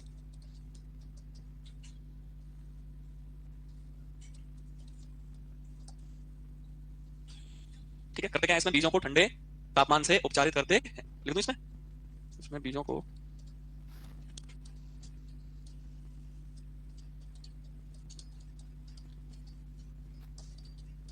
उपचारित करेंगे तो इसमें क्या होगा, फूल जो है पौधे में जल्दी आएंगे। तो जननिक वृद्धि को क्या मिलेगा, ज्यादा समय मिलेगा। किसकी अपेक्षा? वानस्पतिक वृद्धि की अपेक्षा। तापमान का पौधे के पुष्पन पर प्रभाव को, effect of temperature on flowering of plant. Ram Ram, बस खिड़की से लाइट आ रही है, देख तो रहा है लिखा हुआ। 6000 डिग्री सेल्सियस तक होता है बाकी सूर्य का तापमान जो है 55 से 5 डिग्री सेल्सियस। ठीक है, आपकी बुक में लिखा हुआ एवरेज कितना होता है, 6000 डिग्री सेल्सियस तक होता है सूर्य का तापमान। यानी कि जो टेम्परेचर जो है वो हमें ऐसा देखने को मिलता है कि गर्मियों में अधिकतम भी जाता है और सर्दियों में तापमान क्या होता है, क्या प्रतिदिन तापमान अधिकतम और न्यूनतम रहता है? क्या? तो बिल्कुल प्रतिदिन भी रहता है। दिन में हाईएस्ट कितना गया और रात को सुबह के टाइम तक लोएस्ट टेम्परेचर कितना गया, यानी कि अधिकतम और न्यूनतम दो प्रकार का कोई तापमान है। इसके अलावा अगर ये तो सामान्य हमने बात की, अगर हम फसल के परिप्रेक्ष्य में बात करते हैं तो आपके जो तापमान है वो अधिकतम, न्यूनतम और एक होता है उपयुक्त। क्या होता है? 3 टाइप के टेम्परेचर होते हैं जिसको कार्डिनल टेम्परेचर के नाम से, कॉर्डिनल टेम्परेचर के नाम से जाना जाता है। कौन से टेम्परेचर क्या है? यानी कि फसल के लिए आवश्यक अधिकतम, न्यूनतम और उपयुक्त तापमान को क्या कहते हैं? Cardinal temperature. क्या कहते हैं? कॉर्डिनल याद रखना है इसको ना, कॉर्डिनल तापमान कहते हैं। क्या अधिकतम भी जाता है फसल के लिए तापमान? तो यानी कि हम बात कर सकते हैं, जैसे एग्जांपल आपके गेहूं में, गेहूं के लिए तापमान अधिकतम जो है 30 तक चला जाता है, उसके बाद अगर बढ़ता है तो आपके 1 डिग्री सेल्सियस बढ़ने से ही कहीं ना कहीं बहुत ज्यादा ग्रेन की जो है वो हानि होती है, लॉस होता है। और न्यूनतम जो है वो आपके अगर 4 डिग्री सेल्सियस तक चला जाए तो उस स्थिति में क्या होता है आपको पता है? 4 डिग्री सेल्सियस पर वाटर की डेंसिटी यानी घनत्व सर्वाधिक होता है, जहां जल जो है वो वर्षा के रूप में परिवर्तित हो जाता है, सॉरी बर्फ के रूप में परिवर्तित हो जाता है। अब जल बर्फ के रूप में परिवर्तित हो गया है, 9 गुना तक साइज उसका बढ़ जाता है। यानी कोशिकाएं जो है जिनके अंदर बर्फ जो का लिक्विड है वो सॉलिड में कन्वर्ट हो गया तो कोशिकाएं फट जाती हैं, पौधा जो है वो मर जाता है। यानी कि वह न्यूनतम तापमान जहां पौधे की वृद्धि जो है वो कम हो जाती है या रुक जाती है उसको बेस तापमान के नाम से जाना जाता है। किस नाम से जाना जाता है? यानी कि पौधों के लिए भी, मनुष्य के अपने नॉर्मलाइजेशन में भी बात करें तो अधिकतम और न्यूनतम तापमान तो होता है। तो इसको मापने के लिए अपन किसका उपयोग करते हैं? थर्मामीटर। किसका उपयोग करते हैं? थर्मामीटर को हिंदी में क्या कहते हैं? तापमापी। क्या कहते हैं? ये अधिकतम टेम्परेचर को किसके द्वारा मापा जाएगा? अधिकतम तापमापी द्वारा। किसके द्वारा मापा जाता है? और न्यूनतम तापमान को किसके द्वारा मापा जाएगा? न्यूनतम तापमापी द्वारा मापा जाता है। अधिकतम तापमापी के अंदर क्या भरा रहता है? पारा। न्यूनतम तापमापी के अंदर क्या भरा रहता है? एल्कोहल। एल्कोहल क्यों भरा रहता है? क्योंकि बिल्कुल कम तापमान में भी एल्कोहल जो है वो जमता नहीं है। अगर मान लीजिए आपका थर्मामीटर उसके अंदर रेंज बढ़ती है तो रेंज जो अंदर लिक्विड है वो तभी बढ़ेगा घटेगा जब वो लिक्विड फॉर्म में होगा। अगर बिल्कुल न्यूनतम तापमान चला गया तो बर्फ में जम गया तो लिक्विड बढ़ेगा घटेगा क्या? वही रह जाएगा। तो न्यूनतम तापमान पर कौन नहीं जमता? एल्कोहल, इसलिए इसका उपयोग किया जाता है। इसके अलावा हम बात करें अधिकतम जो तापमापी है आपका, उस अधिकतम तापमापी की रेंज क्या होती है? -35 से +55 डिग्री सेल्सियस। और जो न्यूनतम तापमापी है उसकी रेंज क्या होती है?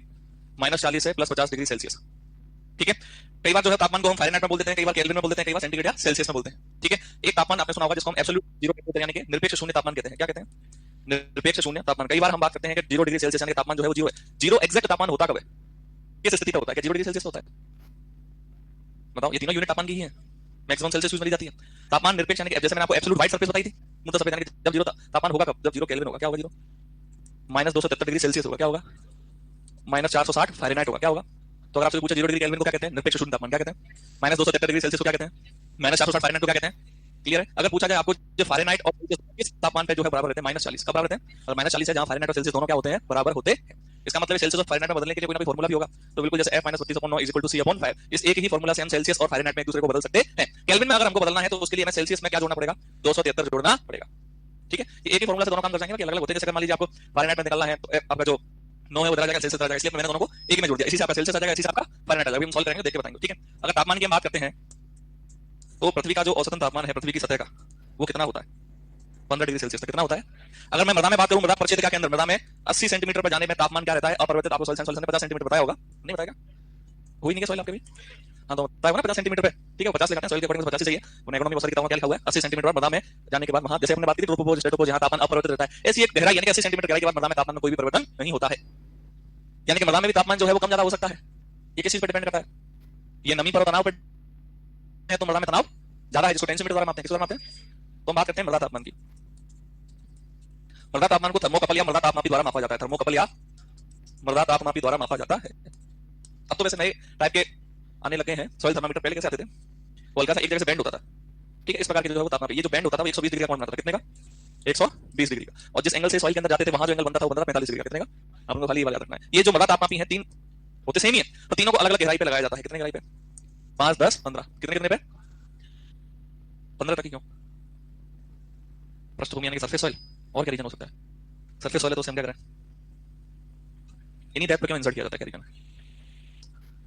कृषि के लिए उपयोगी आपके जो मृदा की सतह है, मृदा की गहराई वो कितने है? 15 सेंटीमीटर। आपने सुना होगा फरोस्लाइस एग्रीकल्चर सॉइल कितने सेंटीमीटर तक होती है? एक हेक्टेयर में 15 सेंटीमीटर सॉइल की बात करें तो 150 टन तक वजन होता है, आपको बताया हो शायद। इसलिए अपन 5-10-15 सेंटीमीटर पर लगाते हैं, ठीक है। ये तापमान क्लियर हुआ, खत्म हुआ।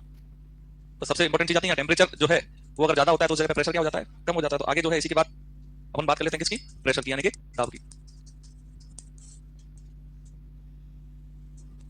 फ्लेक्स पड़ रहा है, बोर्ड से कीजिए। हाँ से आ रहा है फ्लेक्स। लाइट बंद है क्या? ये तो बंद ही रहेगी। किस द्वारा मापा जाता है? बैरोमीटर से मापते हैं। किससे मापते हैं? या आपने ऐसा यूनिट सुनी होगी जिसको पास्कल कहते हैं। क्या कहते हैं? ठीक है, सिंपली आप सुनते होंगे बार। क्या सुनते होंगे? एक बार में कितने किलो पास्कल होते हैं? 100 किलो पास्कल। कितने होते हैं? कितने बार पास्कल होते हैं भैया? 100 किलो पास्कल। एक बार में कितने मेगा पास्कल होते हैं? 0.1 मेगा पास्कल। कितने होते हैं? 0.1 मेगा पास्कल, या एक बार बराबर मैं कह सकता हूं 0.986 एटमॉस्फेयर। ये भी एक यूनिट होती है प्रेशर की। ये क्यों बताया? कि जैसे क्वेश्चन अगर देते हैं, एक बार पीपीटी के अंदर पूछा हुआ है क्षेत्र क्षमता कितने बार पर उपस्थित होती है, ठीक है।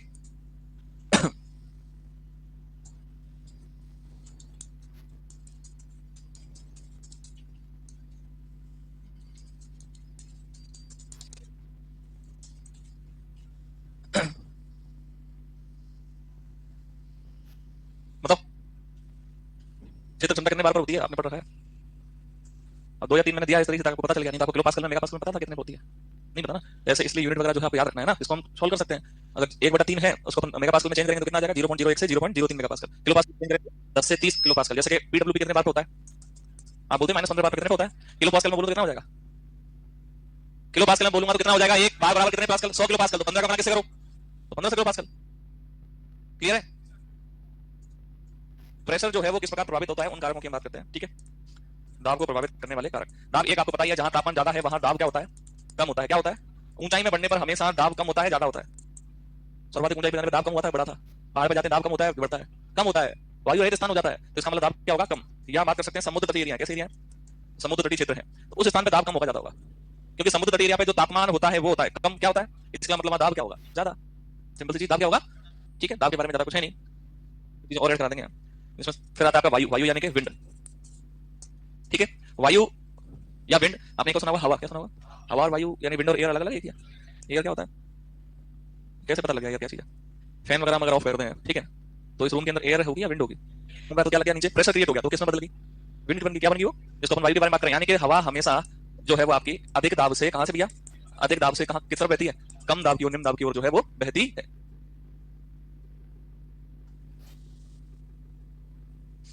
ठीक है। हवा हमेशा अधिक दाब से कम दाब की ओर बहती है। हवा की जो गति है उसको किसके द्वारा मापा जाता है? एनीमोमीटर के द्वारा। किसके द्वारा मापा जाता है? सारे इंस्ट्रूमेंट की फोटो दिखाता हूं आपको। एनीमोमीटर। अगर हवा की दिशा की मैं बात करूं तो किसके द्वारा मापा जाता है? Wind vane. किसके द्वारा मापा जाता है? वैसे तो दोनों का अलग अलग ही पूछा जाता है 100%। अगर दोनों का एक साथ पूछ ले तो उसको एरोवेन से माप सकते हैं। किससे माप सकते हैं? एरोवेन में क्या होता है? आपके नीचे तो लगाता है एनीमोमीटर, ऊपर लगाता है विंड वैन। एरोवेन से मेजर किया जा सकता है दोनों चीजें एक साथ। हवा जो है जिस दिशा से आ रही है उस दिशा को किस नाम से जानते हैं? मान लीजिए अभी हम यहाँ खड़े हैं, हवा उस तरफ से आ रही है तो आने वाली दिशा को हम क्या कहते हैं? विंडवार्ड कहते हैं। क्या कहते हैं? और यदि हवा जो है इधर से उधर जा रही है तो जाने वाली को क्या कहते हैं? लीवार्ड कहते हैं। क्या कहते हैं? Windward, leeward. क्लियर? हवा यानी कि वायु जिसकी हम बात कर रहे हैं उसको रोकने के लिए बोलते हैं विंड वेग और साइड वेग, सभी लगाते हैं। इसका मतलब बेकार होती है वायु पौधों की वृद्धि के लिए। ज्यादा हो तो बेकार होती है ऐसा? गंध वायु बेकार होती है, ठंडी बढ़िया होती है। अगर हम बात करें गति की, स्पीड की, तो इसका मतलब वृद्धि विकास में वायु चाहिए या बिल्कुल नहीं चाहिए? तो चल जाएगा, वायु तो चाहिए होगी। तो एक पर्टिकुलर स्पीड की हम बात करते हैं कि कितने किलोमीटर प्रति घंटे की रफ्तार से अगर हवा ज्यादा चले तो वो पौधे के वृद्धि विकास को प्रभावित कर सकती है। या ऑलमोस्ट 10 किलोमीटर प्रति घंटे की रफ्तार से हवा ज्यादा चल रही है 12-13 किलोमीटर तक, तो इसका मतलब उससे आपके पौधे की वृद्धि क्या होगी? प्रभावित होगी। क्या होगी भैया? 10 किलोमीटर प्रति घंटे की रफ्तार से ज्यादा चले तो इसी में एक और सिंचाई वाला भी पॉइंट बात कर लेते हैं। अगर 15 किलोमीटर प्रति घंटे की रफ्तार से हवा ज्यादा चल रही है तो कौन सा सिंचाई उपयोग में ले सकते हैं? फव्वारा विधि। कौन सी? यदि आपकी जो हवा है वो 50 किलोमीटर प्रति घंटे की रफ्तार से अगर ज्यादा चल रही है तो ऐसी स्थिति के अंदर क्रॉप लॉजिंग हो जाती है। क्या हो जाती है? क्रॉप लॉजिंग, यानी कि फसल गिर जाती है। फसल का गिरना क्या कहलाता है? क्रॉप लॉजिंग कहलाता है। क्रॉप लॉजिंग पॉइंट आई गया है तो एक और पॉइंट हम डिसाइड कर लेते, बात कर लेते हैं क्रॉप लॉगिंग की। आपको सर ने पढ़ाया होगा, फटाफट बता दो क्रॉप लॉगिंग क्या है। सिर्फ नाइट्रोजन नहीं पता लगाएंगे और कुछ नहीं। क्या पता, कैसे पता लगाते हैं, क्या होता है? जोर से बोलो। यानी कि मान लीजिए कोई आप पर्टिकुलर फील्ड है, इस फील्ड में हम क्या करते हैं जैसे किसान के रूप में कि भैया यूरिया डाल दो, पूरे में ले जाकर यूरिया पटक देते हैं। अब उससे क्या होता है? आपका संसाधन भी खराब हो रहा है, आपकी मृदा की स्थिति भी खराब हो रही है, और जिस जगह पर चाहिए ही नहीं उस जगह पे पोषक तत्व पहुंच रहे हैं। मान लीजिए फील्ड है, मुझे पता है, मैंने पूरा एनालिसिस किया और ग्राफ में रिप्रेजेंटेशन करके देखा कि सिर्फ उस जगह पे नाइट्रोजन की कमी बताई जा रही है, तो मुझे नाइट्रोजन से अप्लाई क्या करना है? पर्टिकुलर उसी क्षेत्र में करना है। पूरे में करूंगा तो यहां तो नाइट्रोजन की दिक्कत होगी ना, और नाइट्रोजन की दिक्कत होने के कारण क्या होता है आप सब जानते हैं? क्या क्या हो जाता है? फसल गिर जाती है, क्रॉप लॉजिंग हो जाती है, दाने की जगह भूसे का निर्माण अधिक हो जाता है, अन्य कुछ हरापन जो है ज्यादा बढ़ता है, जिससे रोग एवं कीटों का आकर्षण भी बढ़ता है। तो इस चीज को कहते हैं क्रॉप लॉगिंग। क्या कहते हैं? एचएफ क्लेमेंट ने हवाई एक द्वीप यूएसए के अंदर वहां दिया था इसको, गन्ने के अंदर, किसके अंदर? ठीक है, क्रॉप लॉगिंग। एक और टर्म आपको सर ने पढ़ाई है सॉइल साइंस वाले सर ने, वाटर लॉगिंग। कौन सी? जलाक्रांता कहते हैं इसको। ये क्या होता है? दो प्रकार की मृदा के अंदर जल पाए जाते हैं, छोटे रंध्राकाश और बड़े रंध्राकाश। अगर हम बात करें जहां जल की उपलब्धता 100% तक होती है, जिसको हम क्षेत्र क्षमता के नाम से जानते हैं, सिंचाई के 2 से 3 दिन बाद स्थिति पैदा होती है जब छोटे रंध्राकाशों में तो बढ़ा देता है जल, क्या बढ़ा देता है? बड़े रंध्राकाशों में भरी रहती है वायु। इस स्थिति पे पौधा जो है वो 100% जल उपलब्ध है पौधे के लिए। इस स्थिति पे कितना है? 100%। लेकिन जब आवश्यकता से अधिक अगर सिंचाई कर दी जाए या फिर ऐसा हो जाए कि वर्षा जो है वो ज्यादा हो जाए, तो उस स्थिति में क्या होता है कि जो आपके छोटे यानी कि माइक्रो और बड़े यानी कि macro, both are filled with water, दोनों के दोनों रंध्राकाश जो किससे भर जाते हैं? जल से। इस चीज को कहते हैं जलाक्रांता यानी कि वाटर लॉगिंग कंडीशन। ये कोई ना कोई किसी हानिकारक गैस के लिए जिम्मेदार होती है क्या? क्या जलाक्रांता जैसी स्थिति पैदा हो जाए तो जैसे कि आपके CH4 मीथेन, आपके H2S, ये सभी हानिकारक गैसें निकलती हैं जलाक्रांता जैसी स्थिति होने पर। ये हमको याद रखना है, ठीक है? ये आपके विंड के बारे में ऑलमोस्ट सीधा कंप्लीट है, ठीक है? 3-4 को लिख लेते हैं, वापस समझते हुए चलेंगे, एक पॉइंट बना पूछते रहना भाई।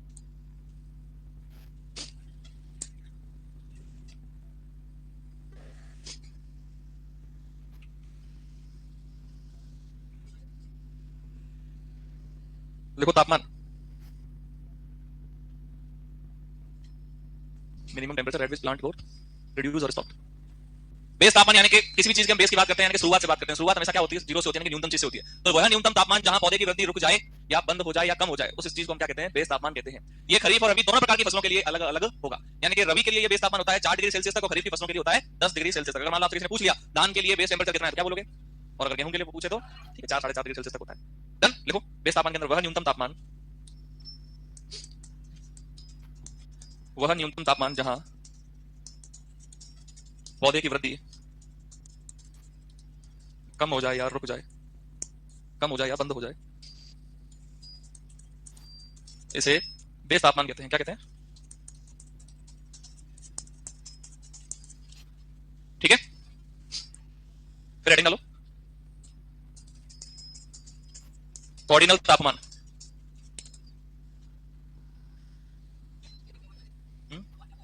इसकी वजह से माइक पास में रहता तो आती है। तेरा ध्यान सीटी पे ही है, हैं?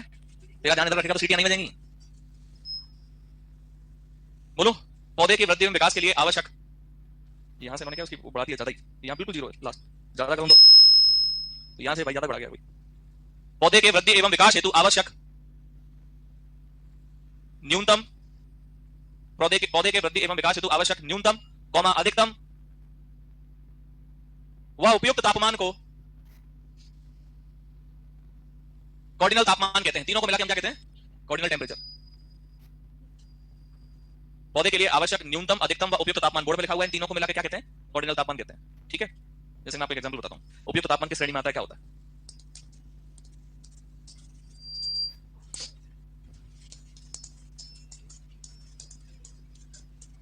किसी भी फसल के लिए जनरली क्वेश्चन जो है वो अधिकतम और न्यूनतम के लिए नहीं आता। क्वेश्चन जो हमेशा क्या देखने को मिलता है हमको कि पौधे के लिए उपयुक्त तापमान क्या है, ऐसा क्वेश्चन आता है। जैसे पूछ लिया जाए पौधे के लिए फूल यानी पुष्पक्रम के लिए, फूल खिलने के लिए औसत, तो फूल खिलना ये सारी चीजें किसमें आती हैं? वृद्धि में। किसमें आती है? अंकुरण। और सबसे लास्ट मैच्योरिटी, दाना बनना किसमें आता है? परिपक्व। अगर कोई भी खरीफ की फसल हो तो उसके अंकुरण के लिए तापमान कितना चाहिए? वृद्धि के लिए कितना चाहिए? कितना चाहिए?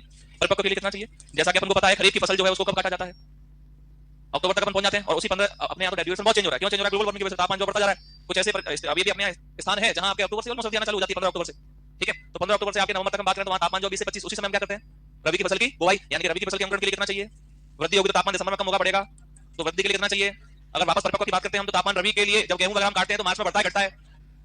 20 से 25 डिग्री सेल्सियस, 99% तक ये सभी का मैच हो जाता है। आप किताब अभी भी ओपन करके मैच कर सकते हो, गेहूं बाजरा जो भी आपकी फसलें लिखी हो, धान वगैरह कुछ लिखा हो, वहां क्वेश्चन ऐसे मिलेगा जैसे कि गेहूं के दाना बनते समय उपयुक्त तापमान है, तो दाना परिपक्वता के अंदर आता है, यानी कि दाना बनते समय उपयुक्त तापमान 23 से 25 होता है, और 23 से 25 के बीच में आ रहा है, ठीक है? गेहूं के अंकुरण के लिए उपयुक्त तापमान है 20 से 25, क्योंकि रबी के अंदर आ रहा है गेहूं, तो 20 से 25। ये भी एक तरीका है, जब फसल पढ़ते हैं तो इसको पढ़ाता हूं मैं भाई, ये तो ऐसे बता दिया आपको सामान्य, लिखो तो ठीक है, कोई दिक्कत नहीं।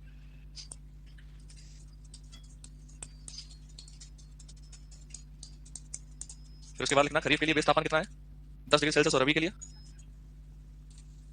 जैसे एग्जांपल गेहूं के लिए जो है वो कितना है 4.5 डिग्री सेल्सियस, यानी कि ऑलमोस्ट इसके आसपास ही है।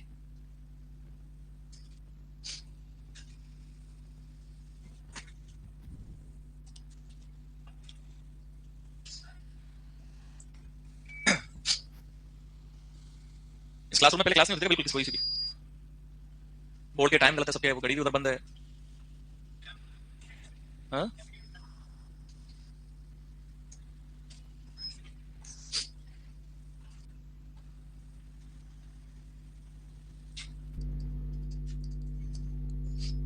ठीक है, वायुमंडल में जो नमी है उसी को हम किस नाम से जानते हैं, आर्द्रता के नाम से जानते हैं। और ये जो नमी है वो किस प्रकार है, तो पर्टिकुलर हम बात करें जलवाष्प की, वायुमंडल में सामान्यतः 0 से 4% पाई जाती है, जलवाष्प पाई जाती है। पर इस आर्द्रता को हमने 3 टाइप से क्लासिफाई किया, 3 टाइप से हमने इसका वर्गीकरण किया है, जिसमें आपसे प्रमुख रूप से मुख्य रूप से सिर्फ और सिर्फ यूनिट ही पूछी जाती है। क्या पूछी जाती है, फिर भी हम उस पर बात करेंगे कि एक्सप्लेन करके कि तीनों चीजें क्या हैं, जिसमें हम सबसे पहले बात करते हैं एब्सोल्यूट ह्यूमिडिटी। किसकी, एब्सोल्यूट ह्यूमिडिटी को निरपेक्ष आर्द्रता कहते हैं। क्या कहते हैं, हो जाता है फ्लो में, फ्लो में बहुत कुछ हो लेता है।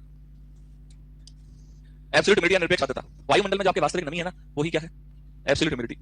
मेजर कैसे पता कैसे करेंगे, तो एक पर्टिकुलर हम मीटर क्यूब विंड की हम बात करें, वायु की बात करें, एक पर्टिकुलर मीटर क्यूब कोई क्षेत्र है, उसमें कितनी नमी है, उसमें जितनी नमी है वही क्या है, निरपेक्ष आर्द्रता। यानी कि अगर इसको यूनिट के आधार पर हम याद करने की कोशिश करें तो ऐसे कर सकते हैं कि 1 मीटर क्यूब वायु में जो नमी है वो क्या है भैया, निरपेक्ष आर्द्रता है। तो किस आधार पर है, वेट के आधार पर ही होगा। किस आधार पर होगा, यानी कि इसकी यूनिट क्या हो जाएगी, ग्राम पर सेंटीमीटर क्यूब, ग्राम पर मीटर क्यूब, किलोग्राम पर मीटर क्यूब भी हो सकती है। क्या, बिल्कुल हो सकती है। ये आपकी कौन सी नमी हो गई, एब्सोल्यूट। वायुमंडल में वास्तविक नमी, उपस्थित वास्तविक नमी को क्या कहते हैं, निरपेक्ष आर्द्रता। Actual humidity present in atmosphere is known as absolute humidity. ठीक है, 1 मीटर क्यूब हमने पर्टिकुलर किसी विंड की बात करी, मान लीजिए उसका हमने कितना एरिया ले लिया, 1 मीटर क्यूब, उसमें जितनी नमी है, अब हम बात नहीं करेंगे उसकी के उसके अंदर और कितनी आ सकती है, उसका वजन कितना है, उसकी हम बात नहीं कर रहे। सिर्फ हम बात कर रहे हैं कि भैया अपना 1 मीटर क्यूब एरिया था, इसमें जो भी नमी है वो क्या है अपनी।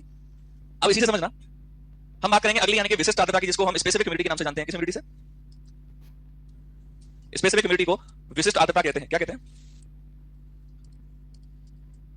इस विशिष्ट आर्द्रता में हम बात करेंगे कोई जो भी नमी जितनी भी उपस्थित है उसका भार कितना है, उसका भार कितना है। और भार जो है वो डिफरेंस वे में कैसे निकल कर आएगा, कि मान लीजिए वही विंड की हम बात करें, पहले तो हमने बात की थी उसके एरिया की 1 मीटर क्यूब की, किसकी बात की थी। अब हम करेंगे उस विंड का वजन, क्या अब उस क्या बोलते हैं वायु का क्या करेंगे, वजन करेंगे। मान लीजिए इस वायु का मैंने वजन किया, इस वायु के अंदर ऑलरेडी क्या है, नमी है। क्या है इसके अंदर, तो एग्जांपल जितना भी उसका वजन आया, ठीक है, एक्स उसका क्या आया, वजन है। फिर हमने उसमें से मॉइस्चर को अलग किया, किसको अलग किया, यानी कि जलवाष्प, यानी कि नमी को हमने क्या किया, अलग किया। फिर उस नमी का वजन किया, तो जलवाष्प का भार और कुल नम वायु का भार, उसी को हम क्या कहते हैं, क्या कहते हैं। तो आपको यूनिट जो है वो जनरली हमेशा ये देखने को मिलती होगी, ग्राम पर ग्राम, ग्राम पर किलोग्राम, या हम कह सकते हैं किलोग्राम पर किलोग्राम। ठीक है, यानी कि अगर मैं सिंपल लैंग्वेज में बोलूं तो 1 किलोग्राम वायु में उपस्थित नमी, 1 किलोग्राम वायु में उपस्थित क्या कहलाएगी, विशिष्ट आर्द्रता। वापस समझना, सिंपल सी चीज, जो भी आपकी वायु है उसकी हम वेट करेंगे, क्या करेंगे, वजन करेंगे। उस दौरान उस वायु में नमी है, क्या है, तो इसका मतलब वायु नम है। कैसी वायु है वो, नम वायु। उस नम वायु को हमने वजन किया, उसमें से नमी को क्या किया, अलग किया। अब नमी का वजन कितना है और उस कुल नम वायु का वजन कितना है, उन दोनों को ही हम क्या कहते हैं, स्पेसिफिक ह्यूमिडिटी या विशिष्ट आर्द्रता कहते हैं। फिर नेक्स्ट हमारे सामने एक पॉइंट निकल के आता है जिसको हम रिलेटिव ह्यूमिडिटी कहते हैं, या फिर हम कहते हैं उसको सापेक्ष आर्द्रता। क्या कहते हैं, इस सापेक्ष आर्द्रता में हमेशा बात डिफरेंस की होगी, तो अपना जो भी मीन ओवरऑल निकल के आएगा वो प्रतिशत में निकल के आएगा। किसमें निकल के आएगा, यानी कि अभी हमने बात की थी बोर्ड ब्लैक, बोर्ड ब्लैक ही तो और क्या है। मान लीजिए आपकी वायु, ये अपन पानी की बोतल देखना, अपन को पता है कि इस पानी की बोतल में पानी कितना दिख रहा है, इस लेवल तक दिख रहा है। तो अगर मैं कह सकता हूं ये आपका पूरा वायु, उसमें कितनी नमी है, क्या आपको दिख रही है क्वांटिटी के आधार पर। अब इसके अंदर और कितना पानी आ सकता है, जब जितना पूरा पानी आ जाएगा लास्ट अपन ढक्कन बंद कर दें उतना वहां तक। यानी कि वायुमंडल में कितनी नमी है, या आपकी वायु में कितनी नमी है, और उस वायु की उसी ताप पर कितनी क्षमता है कि उसके अंदर और कितनी नमी आ सकती है, जिससे वो पूरी वायु संतृप्त हो जाए, क्या हो जाए। अब दोनों का डिफरेंस क्या, किसमें मेजर किया जाता है, प्रतिशत में मेजर किया जाता है। यानी हम कह सकते हैं कि वायुमंडल में उपस्थित नमी व उसी ताप पर उस वायु की कितनी क्षमता है कि उसके अंदर और कितनी नमी आ सकती है, उसी चीज को क्या कहा जाता है, सापेक्ष आर्द्रता या रिलेटिव ह्यूमिडिटी कहा जाता है। सिंपल सा ये कंसेप्ट समझ लो। यहां पर कंसेप्ट समझ ले, सॉइल के पोर्स वाला, मृदा के जो कण है, ठीक है, उसके अंदर एग्जांपल आपके मृदा के कण 80 से 90% तक उसके अंदर मॉइस्चर है, बाकी कुछ पोर्स जो है वो क्या है, खाली है, उनमें वायु है। तो जैसे अगर सिंचाई आया, बारिश कर दे, जो बारिश आ जाए हम सिंचाई कर दें, तो जो आपके पूरे पोर्स जो कैसे भर जाएंगे, नमी से जल से भर जाएंगे। यानी कि उसके अंदर जितनी नमी थी और उसके अंदर पानी चला गया, अब पूरे ही जो रंध्र है वो किससे भर गए, जल से भर गए। इसका मतलब संतृप्त कंडीशन आ गई, कैसी कंडीशन आ गई, पढ़ा है ना, जिसको आप जलाक्रांता कहते हो। यानी कि वायु में उपस्थित नमी व उसी ताप पर, ताप मैंने बार-बार सेम क्यों बोला, अगर मान लो टेंपरेचर ज्यादा हो गया तो फिर तो नमी और बढ़ जाएगी, तो और नमी की आवश्यकता पड़ेगी, पड़ेगी नहीं पड़ेगी। ठीक है, वही चीज अभी इस पानी की बोतल में इतना पानी है, इसको किसी ने और पी लिया तो पानी ज्यादा चाहिएगा। ठीक है, तो वायुमंडल में उपस्थित नमी कितनी है और उसी ताप पर वायु की कितनी क्षमता है कि उसमें और कितनी नमी आ सकती है, वही क्या है आपकी रिलेटिव ह्यूमिडिटी। ये बहुत सिंपल लैंग्वेज के अंदर बताया, अदरवाइज अगर बोला जाए तो रिलेटिव ह्यूमिडिटी क्या है, तो आपके वायुमंडल में उपस्थित नमी व उसी ताप पर उसकी आर्द्रता सामर्थ्य जिससे वायु संतृप्त हो जाए, उसी चीज को क्या कहा जाता है, सापेक्ष आर्द्रता कहा जाता है। इसको प्रतिशत में मापा जाता है, किसमें मापा जाता है। सबसे मोस्ट इंपोर्टेंट क्वेश्चन तीनों में से अगर कृषि के लिए कोई उपयोगी है, किसके लिए, तो कृषि के लिए या कृषि से संबंधित जो आर्द्रता है जिसके बारे में पढ़ते हैं वो कौन सी आपकी सापेक्ष आर्द्रता है, रिलेटिव ह्यूमिडिटी है। कृषि के लिए उपयुक्त रिलेटिव ह्यूमिडिटी मानी जाती है 60 से 70% तक। कितनी मानी जाती है, अगर वायुमंडल में 60 से 70% तक नमी है तो वो कृषि के लिए क्या है, ज्यादा है। तो कीट और रोगों का क्या बढ़ता है, प्रकोप बढ़ता है। आर्द्रता या नमी को हम हाइग्रोमीटर या साइक्रोमीटर से मापते हैं। किससे मापते हैं, हाइग्रोमीटर या साइक्रोमीटर के द्वारा मापा जाता है ये नमी कंप्लीट। ठीक है, वापस समझते हैं क्या, 1 किलोग्राम वायु में उपस्थित नमी को ही हम क्या कहते हैं, निरपेक्ष आर्द्रता, यानी कह सकता हूं वायुमंडल में उपस्थित वास्तविक नमी। कुल नम वायु का भार कितना है और जलवाष्प का भार कितना है, उसी को क्या कहेंगे, विशिष्ट आर्द्रता। यानी कि सिंपल लैंग्वेज में क्या कह सकता हूं, 1 किलोग्राम वायु में नमी। सापेक्ष आर्द्रता कैसे कहेंगे? वायुमंडल में, वायु में आपकी उपस्थित नमी वह उसकी क्षमता के मुकाबले कितनी नमी उसके अंदर और आ सकती है। तापमान क्या होना चाहिए? समान। क्या कहते हैं इसको? ठीक है, अभी तक जो है वो खाली यूनिट और वही लिखाई जाती है, मैंने आपको पूरा एक्सप्लेन करने की कोशिश की है, समझना। और आपको यूनिट ही पूछी जाएगी, निरपेक्ष आर्द्रता की एक बार यूनिट पूछी गई है, जेड में पूछी गई, किसमें पूछी गई है? और मैंने बता दूं आपको, जेड सीयूटी और सारे एग्जाम जितने भी हैं उन सबके प्रश्न आपको सॉल्व करने हैं ना। सुपरवाइजर वगैरह को जेड से ज्यादा थोड़ी, एक ही तो इक्विवेलेंट है, 12th बेसिस पे ही है। जेड सीयूटी के सारे पेपर आपको ऑन टेस्ट होने चाहिए उंगलियों पे, सारे कहां पेपर आया था, कौन सा क्वेश्चन है, सबके आंसर आपको आने चाहिए। आपको किताब दे रखी है, उसमें भी ऑब्जेक्टिव है, उसमें भी पुराने पेपर जो आ रखे हैं वो भी लिख रखे हैं, पुराने क्वेश्चन आ रखे हैं, वो सब सॉल्व करने हैं आपको, है ना। अलग से जेड सीयूटी के पेपर अगर मिलते हो किसी को, जैसे जेड वाले बच्चों को मिल जाते हैं, वो जो भी है सब आप करके रखो, बोर्ड पे देख लो भाई। 5 स्टार तो वापस भी ले सकते हो बाहर खरीद के।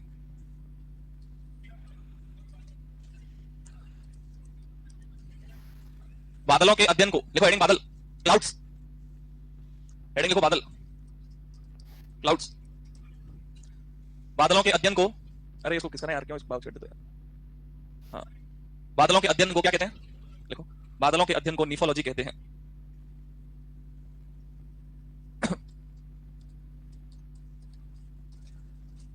बादलों की इकाई क्या होती है? ऑक्टा।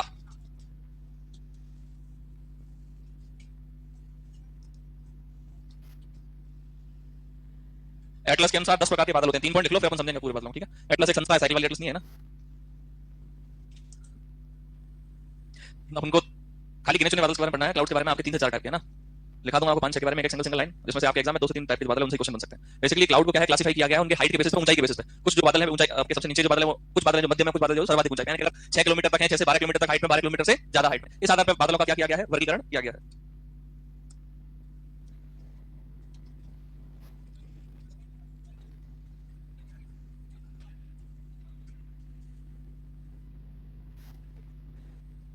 चलो बोर्ड पे ध्यान दो। ऊंचाई क्या था, यानी कि लो फीट यानी कि 2000 मीटर तक, ठीक है, 7000 मीटर तक और 40000 फीट तक, यानी फीट मीटर किलोमीटर अपन किसमें भी क्लासिफाई कर सकते हैं। बेसिकली आप याद रखो 6 किलोमीटर तक, 6 से 12 से ज्यादा। सर्वाधिक ऊंचाई पे जो आपको बादल दिखाई दे रहे हैं, जैसे कि जिसमें आता है, जैसे कि सीरो क्यूमुलस आता है, सीरो स्टेटस आता है, सीरस आता है, ये जो बादल है वो सर्वाधिक ऊंचाई पर पाए जाते हैं। जिसमें से दोनों में से आपके क्वेश्चन पूछा जाता है सीरस बादल। सीरस बादल जो है वो सर्वाधिक ऊंचाई पे पाए जाते हैं, तीतर पंखी जैसे दिखाई देते हैं। कैसे दिखाई देते हैं? ठीक है, विंग से दिखाई देते हैं, तीतर पंखी जैसे दिखाई देते हैं। सूर्य के समय इनका रंग जो है आपको प्रकाश के प्रकीर्णन के कारण, वो यही बादल है। इसके अलावा जो बादल आपको दिखाई दे रहे हैं इसको कहते हैं सीरस स्टेटस बादल। क्या कहते हैं?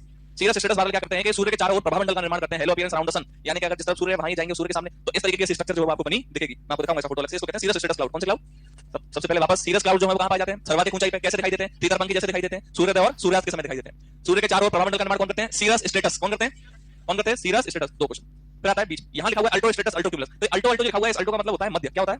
यानी कि वे बादल जो कहां पाए जाते हैं? मध्य में पाए जाते हैं। तो अगर मध्य या ऊंचाई वाले क्षेत्र में वर्षा के लिए कोई जिम्मेदार होते हैं तो अल्टो स्टेटस बादल होते हैं। कौन से होते हैं? ठीक है, सबसे नीचे की तरफ आपको दिखाई दे रहे हैं निम्बो स्टेटस बादल। कौन से बादल? ये भी ऑलमोस्ट आपके थोड़ा ऊपर ही पाए जाते हैं। इनसे लगातार आपको कुछ वर्षा जैसी दिख रही है, यानी कि लगातार वर्षा के लिए जो बादल जिम्मेदार होते हैं वो कौन से होते हैं? निम्बो स्टेटस होते हैं। कौन से होते हैं? यानी रेनी क्लाउड्स के नाम से किसको जाना जाता है? निम्बो स्टेटस को जाना जाता है। एक प्रश्न पूछा जा सकता है, ठीक है। इसके अलावा जो है आपके स्टेटस बादल, स्टेटस बादल यानी कि जो नीचे बिल्कुल नीचे पाए जाते हैं और ड्रिजलिंग के लिए जिम्मेदार है। किसके लिए? यानी कि जो छोटी छोटी पानी की बूंदें जिनका आकार 0.5 mm से कम होता है, ठीक है, उसको क्या कहते हैं? ड्रिजल। क्या कहते हैं? मुंह पे से फुहार जैसी आती है ना, तो वो जो है वो आपके स्टेटस की वजह से आती है। फिर आपको दिख रहे हैं क्यूमुलस बादल। कौन से बादल? क्यूमुलस बादल जो है वो गर्मियों में हमको बिल्कुल स्पष्ट रूप से दिखाई देते हैं, फूलगोभी के समान जो कपास यानी कपासी बादल के नाम से भी जिनको जाना जाता है, उनको हम कौन से बादल कहते हैं? क्यूमुलस क्लाउड कहते हैं। इसको डोम मेजेस्टी कहते हैं। क्या कहते हैं? डोम मेजेस्टी यानी कि डोम के साइज के आकार के हिसाब से फूलगोभी के समान दिखाई देते हैं। कॉटनी क्लाउड्स कपासी बादल के नाम से भी जाने जाते हैं। कौन से बादल? कपासी क्लाउड। फिर आपको कुछ एक अलग सी स्ट्रक्चर दिखाई दे रही है जहां लिखा हुआ है क्यूमुलोनिम्बस बादल। कौन से बादल? क्यूमुलोनिम्बस बादल, जब इनको थंडरिंग क्लाउड्स कहते हैं। थंडरिंग क्लाउड क्या होता है? जो बादल आपस में टकराते हैं ना, तो उसकी वजह से तेज आंधी तूफान के साथ क्या आती है? वर्षा आती है। तो आपने देखा होगा कई बार काले घने से बादल छा जाते हैं और तेज आंधी तूफान के साथ वर्षा होने लगती है। वो वर्षा किस वजह से होती है? क्यूमुलोनिम्बस। इनको कहते हैं थंडरिंग क्लाउड। कौन से क्लाउड? ठीक है, वापस स्टार्ट करते हैं, ध्यान से सुनना। सीरस बादल कैसे दिखाई देंगे? सर्वाधिक ऊंचाई पर पाए जाते हैं, सूर्योदय सूरज के समय दिखाई देते हैं। प्रभामंडल का निर्माण कौन से करते हैं? सूर्य के चारों ओर। सीरस स्टेटस कौन से करते हैं? मध्य ऊंचाई वाले क्षेत्र में वर्षा के लिए जिम्मेदार कौन है? लगातार वर्षा के जिम्मेदार कौन है? बरसाती बादल किसको कहते हैं? ड्रिजलिंग के लिए जिम्मेदार कौन है? स्टेटस कहां पाए जाते हैं? मध्य में, निचले स्थान पे, ऊपर। कपासी बादल किसको कहते हैं? फूलगोभी के समान कौन से दिखाई देते हैं? डोम मेजेस्टी कौन से होते हैं? गर्मियों में स्पष्ट रूप से कौन से दिखाई देते हैं? तेज आंधी तूफान के साथ वर्षा के लिए जिम्मेदार कौन है? डन।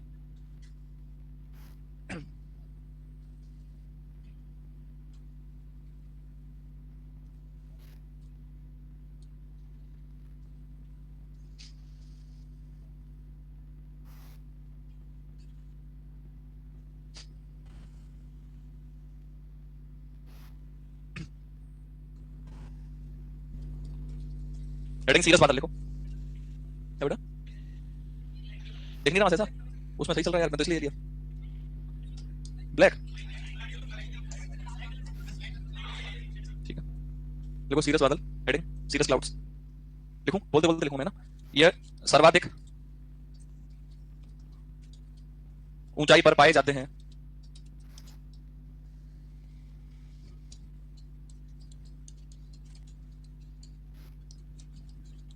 ये तीतर पंखी के समान दिखाई देते हैं।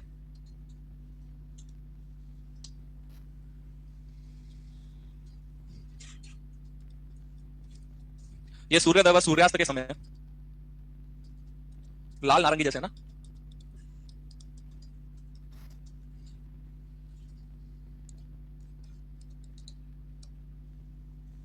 ये सूर्योदय व सूर्यास्त के समय नारंगी रंग जैसे दिखाई देते हैं। डन, चेंज करूं। Second one, cirrus stratus cloud.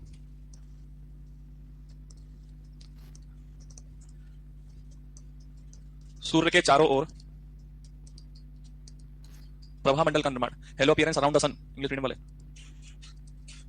Hello appearance around the सन।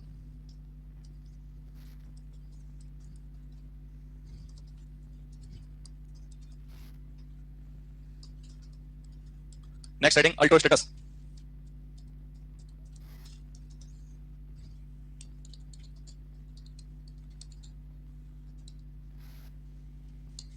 मध्य ऊंचाई वाले क्षेत्र में वर्षा के लिए जिम्मेदार।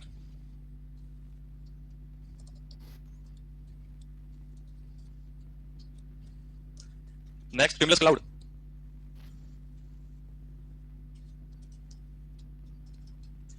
कपासी बादल या डोम मेजेस्टी बादल कहते हैं।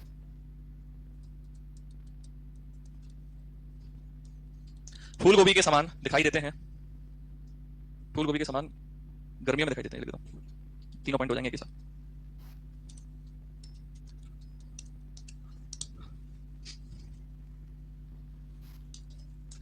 अगली हेडिंग, स्टेटस बादल।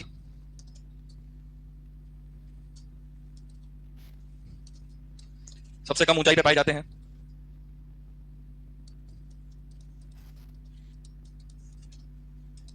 ड्रिजलिंग के लिए जिम्मेदार होते हैं।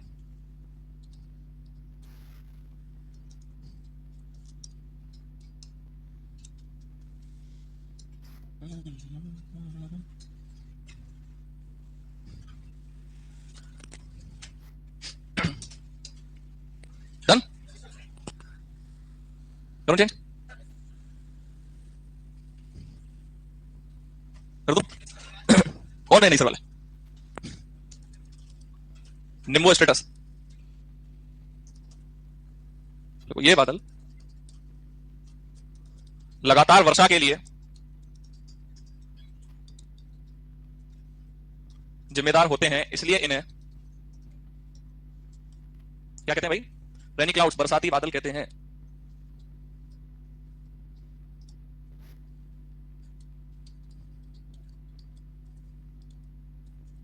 सबसे आखिरी फ्लो क्यूमुलोनिम्बस।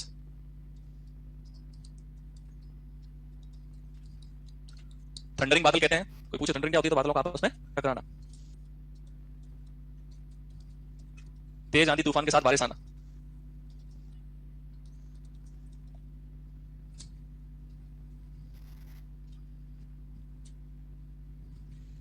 जल्दी तो नहीं पढ़ा दिया मैंने? कुछ पूछ लेना भाई, कोई डाउट हो तो वो सॉल्व होना चाहिए ना, बाकी जल्दी तो होना चाहिए मेरे अकॉर्डिंग, नहीं तो तुम नोट्स भी बनाते रह जाओगे तो तैयारी क्या करोगे?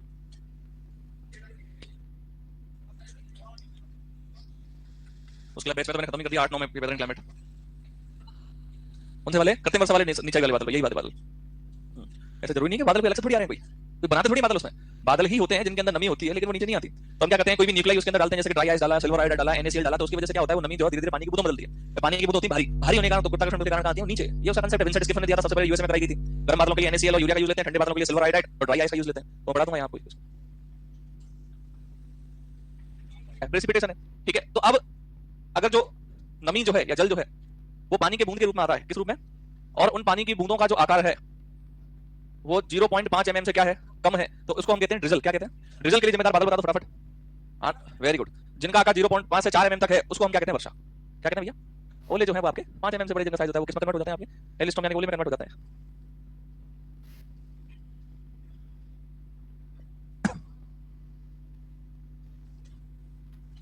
ठीक है, ठीक है।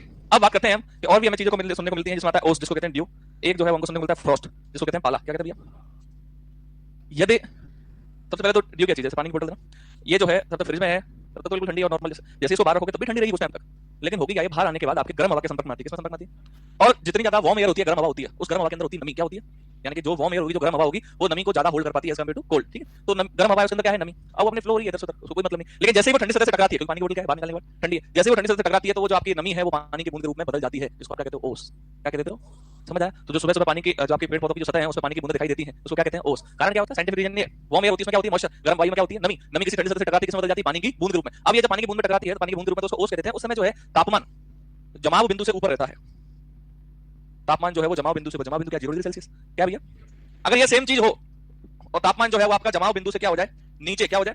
यानी कि 0 से कम हो जाए, वो बर्फ में बदल जाएगा। उसको क्या कहते हैं? पाला कहते हैं। क्या कहते हैं? पाले से बचने के उपाय हॉर्टिकल्चर वाले सर ने आपको पढ़ाया होगा। 0.1% H2SO4 का उपयोग, डाइमेथाइल सल्फोक्साइड का उपयोग, फव्वारा विधि यानी सिंचाई करके, धुआं करके, अन्य जो है पाले से बचने के उपाय है। एक दो टर्म और सुनने को मिलती है जिसको कहते हैं फॉग यानी कि कोहरा। क्या कहते हैं? फॉग यानी कि कोहरा। और एक होता है मिस्ट। क्या होता है? कोहरा और मिस्ट दोनों एक ही चीज है। दोनों क्या है? एक ही चीज है। अगर मैं बात करूं जो कम ऊंचाई पर जो बादल है वही क्या है? कोहरा है। क्या है? ठीक है, बादल तो आपकी ऊंचाई पर है, अगर वो कम ऊंचाई पर है तो वो क्या है? वहां पर हम जब ऊंचाई पर किसी ऊंचे वाले क्षेत्र पर घूमने जाते हैं तो वहां बादल आपके नजदीक दिखाई देते हैं, चाहे माउंट आबू जाओ कहीं जाओ तो वो क्या है? बादल ही तो है। ठीक है, उसी को हम क्या कहते हैं? कोहरा। इसके लिए आपकी जो वायुमंडल है उसके अंदर रिलेटिव ह्यूमिडिटी कम से कम 75% होनी चाहिए। कितनी होनी चाहिए? लेकिन कोहरा और मिस्ट में दोनों में डिफरेंस क्या है कि अगर आप 1 किलोमीटर तक देखोगे खड़े होगे तो आपको कोहरे में 1 किलोमीटर के बाद कुछ दिखाई नहीं देगा। अगर एक अच्छा खासा घना कोहरा है तो, अगर बहुत ज्यादा ऐसा घना कोहरा है तो आपको 100 मीटर 150 मीटर तक नहीं दिखाई देता। बहुत घना कोहरा है तो सामान्य कोहरे की बात करूं तो आपको 1 किलोमीटर के बाद कोहरे में दिखाई नहीं देता। मिस्ट क्या है ये आपको भी पता चलेगा। मिस्ट में आपकी धुंध रहती है लेकिन दिखाई पड़ता है। आप ठंडे स्थानों पे जाओ, पहाड़ी इलाकों में जाओ, हमेशा कोहरा जैसा रहता है लेकिन दिखाई देता है। यानी 1 किलोमीटर के बाद भी आपको विजिबिलिटी जो है, मैं यहां से खड़े 1 किलोमीटर के बाद भी मुझे दिखाई दे रहा है, तो इसका मतलब क्या है? मिस्ट है। क्या है? वो कोहरे का ही रूप है, लेकिन विजिबिलिटी यानी कि जो आपकी पारदर्शिता है वो कितने किलोमीटर बाद तक रहती है? 1 किलोमीटर बाद तक रहती है। दोनों के लिए रिलेटिव ह्यूमिडिटी कितनी रहनी चाहिए? 75% तक। यदि आपके एक दिन के अंदर वर्षा जो है वो 2.5 mm से ज्यादा हो, कितने mm से ज्यादा हो, तो उस दिन को मैं रेनी डे कह देता हूं, यानी कि बरसाती दिन। क्या कहते हैं? क्या कहते हैं? अगर यदि एक दिन में जो आपकी वर्षा है वो 5 mm से ज्यादा है, कितने mm से ज्यादा, तो उसको कहते हैं क्रॉप रेनी डे, फसल बरसाती दिन। क्या कहते हैं भैया? क्रॉप रेनी डे यानी कि फसल बरसाती दिन। तो इस वर्षा को मापने के लिए फिर अपने पास क्या होना चाहिए? रेन गेज होना चाहिए। क्या होना चाहिए? यानी कि वर्षा को रेन गेज द्वारा मापा जाता है। रेन गेज भी दो टाइप का होता है, एक होता है ऑर्डिनरी, एक होता है ऑटोमेटिक यानी कि सेल्फ रिकॉर्डिंग। एक तो होता है सामान्य, एक जो होता है जिसके अंदर रिकॉर्डिंग जो है वो अपने आप ही चलती रहती है। कैसे पता चलेगा? ठीक है, ऑटोमेटिक जो है 75 सेंटीमीटर तक हाइट और ऑर्डिनरी की 30 सेंटीमीटर। इस तरीके से आपको स्ट्रक्चर तो ऐसे दिखाई देगी बाहर से, ग्रीन कलर की, हरे कलर का होता क्या है कि अंदर से इसकी स्ट्रक्चर कुछ इस प्रकार होती है। और यहाँ रख देते हैं अपन कॉनिकल फ्लास्क, यानी गोल होता है। ऊपर से बारिश की बूंद आएगी, कहाँ जाएगी? और जाकर एक फ्लास्क में क्या हो जाएगी? इकट्ठी हो जाएगी। हम क्या करेंगे? सुबह 8:30 बजे जाएंगे, उस फ्लास्क को इसके अंदर से निकालेंगे। अपने पास होगा एक सिलेंड्रिकल जार। क्या होगा? जिसमें लिखी होगी यूनिट, मान लो mm में लिखी होगी, उसको हम भरेंगे और यहाँ तक भर दिया। इसका मतलब यहाँ तक जितनी mm है उतनी ही एक दिन में क्या हुई है? वर्षा हुई है। समझ में आया? आपको इसमें कुछ याद नहीं रखना, आपको सिंपल चीज याद रखनी है। वर्षा को किससे नापा जाता है? रेन गेज से। खत्म। किससे नापा जाता है? डन। ये था आपका वर्षा के बारे में पॉइंट। हेडिंग डालो वर्षा। हेडिंग डालो वर्षा, ताकि आज मानसून स्टार्ट करते हैं ना। बोलो, यदि पानी की बूंदों का आकार, हेडिंग वर्षा लिखनी है, रेनफॉल। ठीक है, यदि पानी की बूंदों का आकार 0.5 से 4 mm के मध्य होता है, 0.5 से 4 mm के मध्य होता है, तो उसे क्या कहते हैं? वर्षा कहते हैं। क्या कहते हैं? वर्षा कहते हैं। कितने से कितना है भैया? अब हेडिंग डालो ड्रिजल। जब पानी की बूंदों का आकार कितने से कम हो? 0.5 mm से कम हो। जब पानी की बूंदों का आकार 0.5 mm से कम हो तो उसको ड्रिजल कहते हैं। जब पानी की बूंदों का आकार 0.5 mm से कम हो तो उसको ड्रिजल कहते हैं। नोट डालना, देखो हेडिंग बरसाती दिन यानी कि रेनी डे। बरसाती दिन यानी कि रेनी डे। जब एक दिन में, या 24 घंटे भी बोल सकते हैं ना, जब एक दिन में 2.5 mm या उससे अधिक वर्षा हो, जब एक दिन में 2.5 mm या उससे अधिक वर्षा हो तो उसे बरसाती दिन कहते हैं।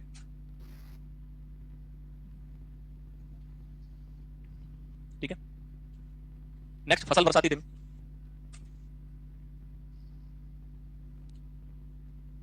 जब एक दिन में वर्षा 5 mm या उससे अधिक हो तो उसको क्या कहते हैं? फसल बरसाती दिन कहते हैं।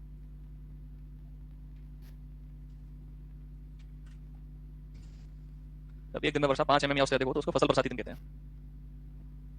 ठीक है, वर्षा को रेन गेज द्वारा मापा जाता है। वर्षा को रेन गेज द्वारा मापा जाता है।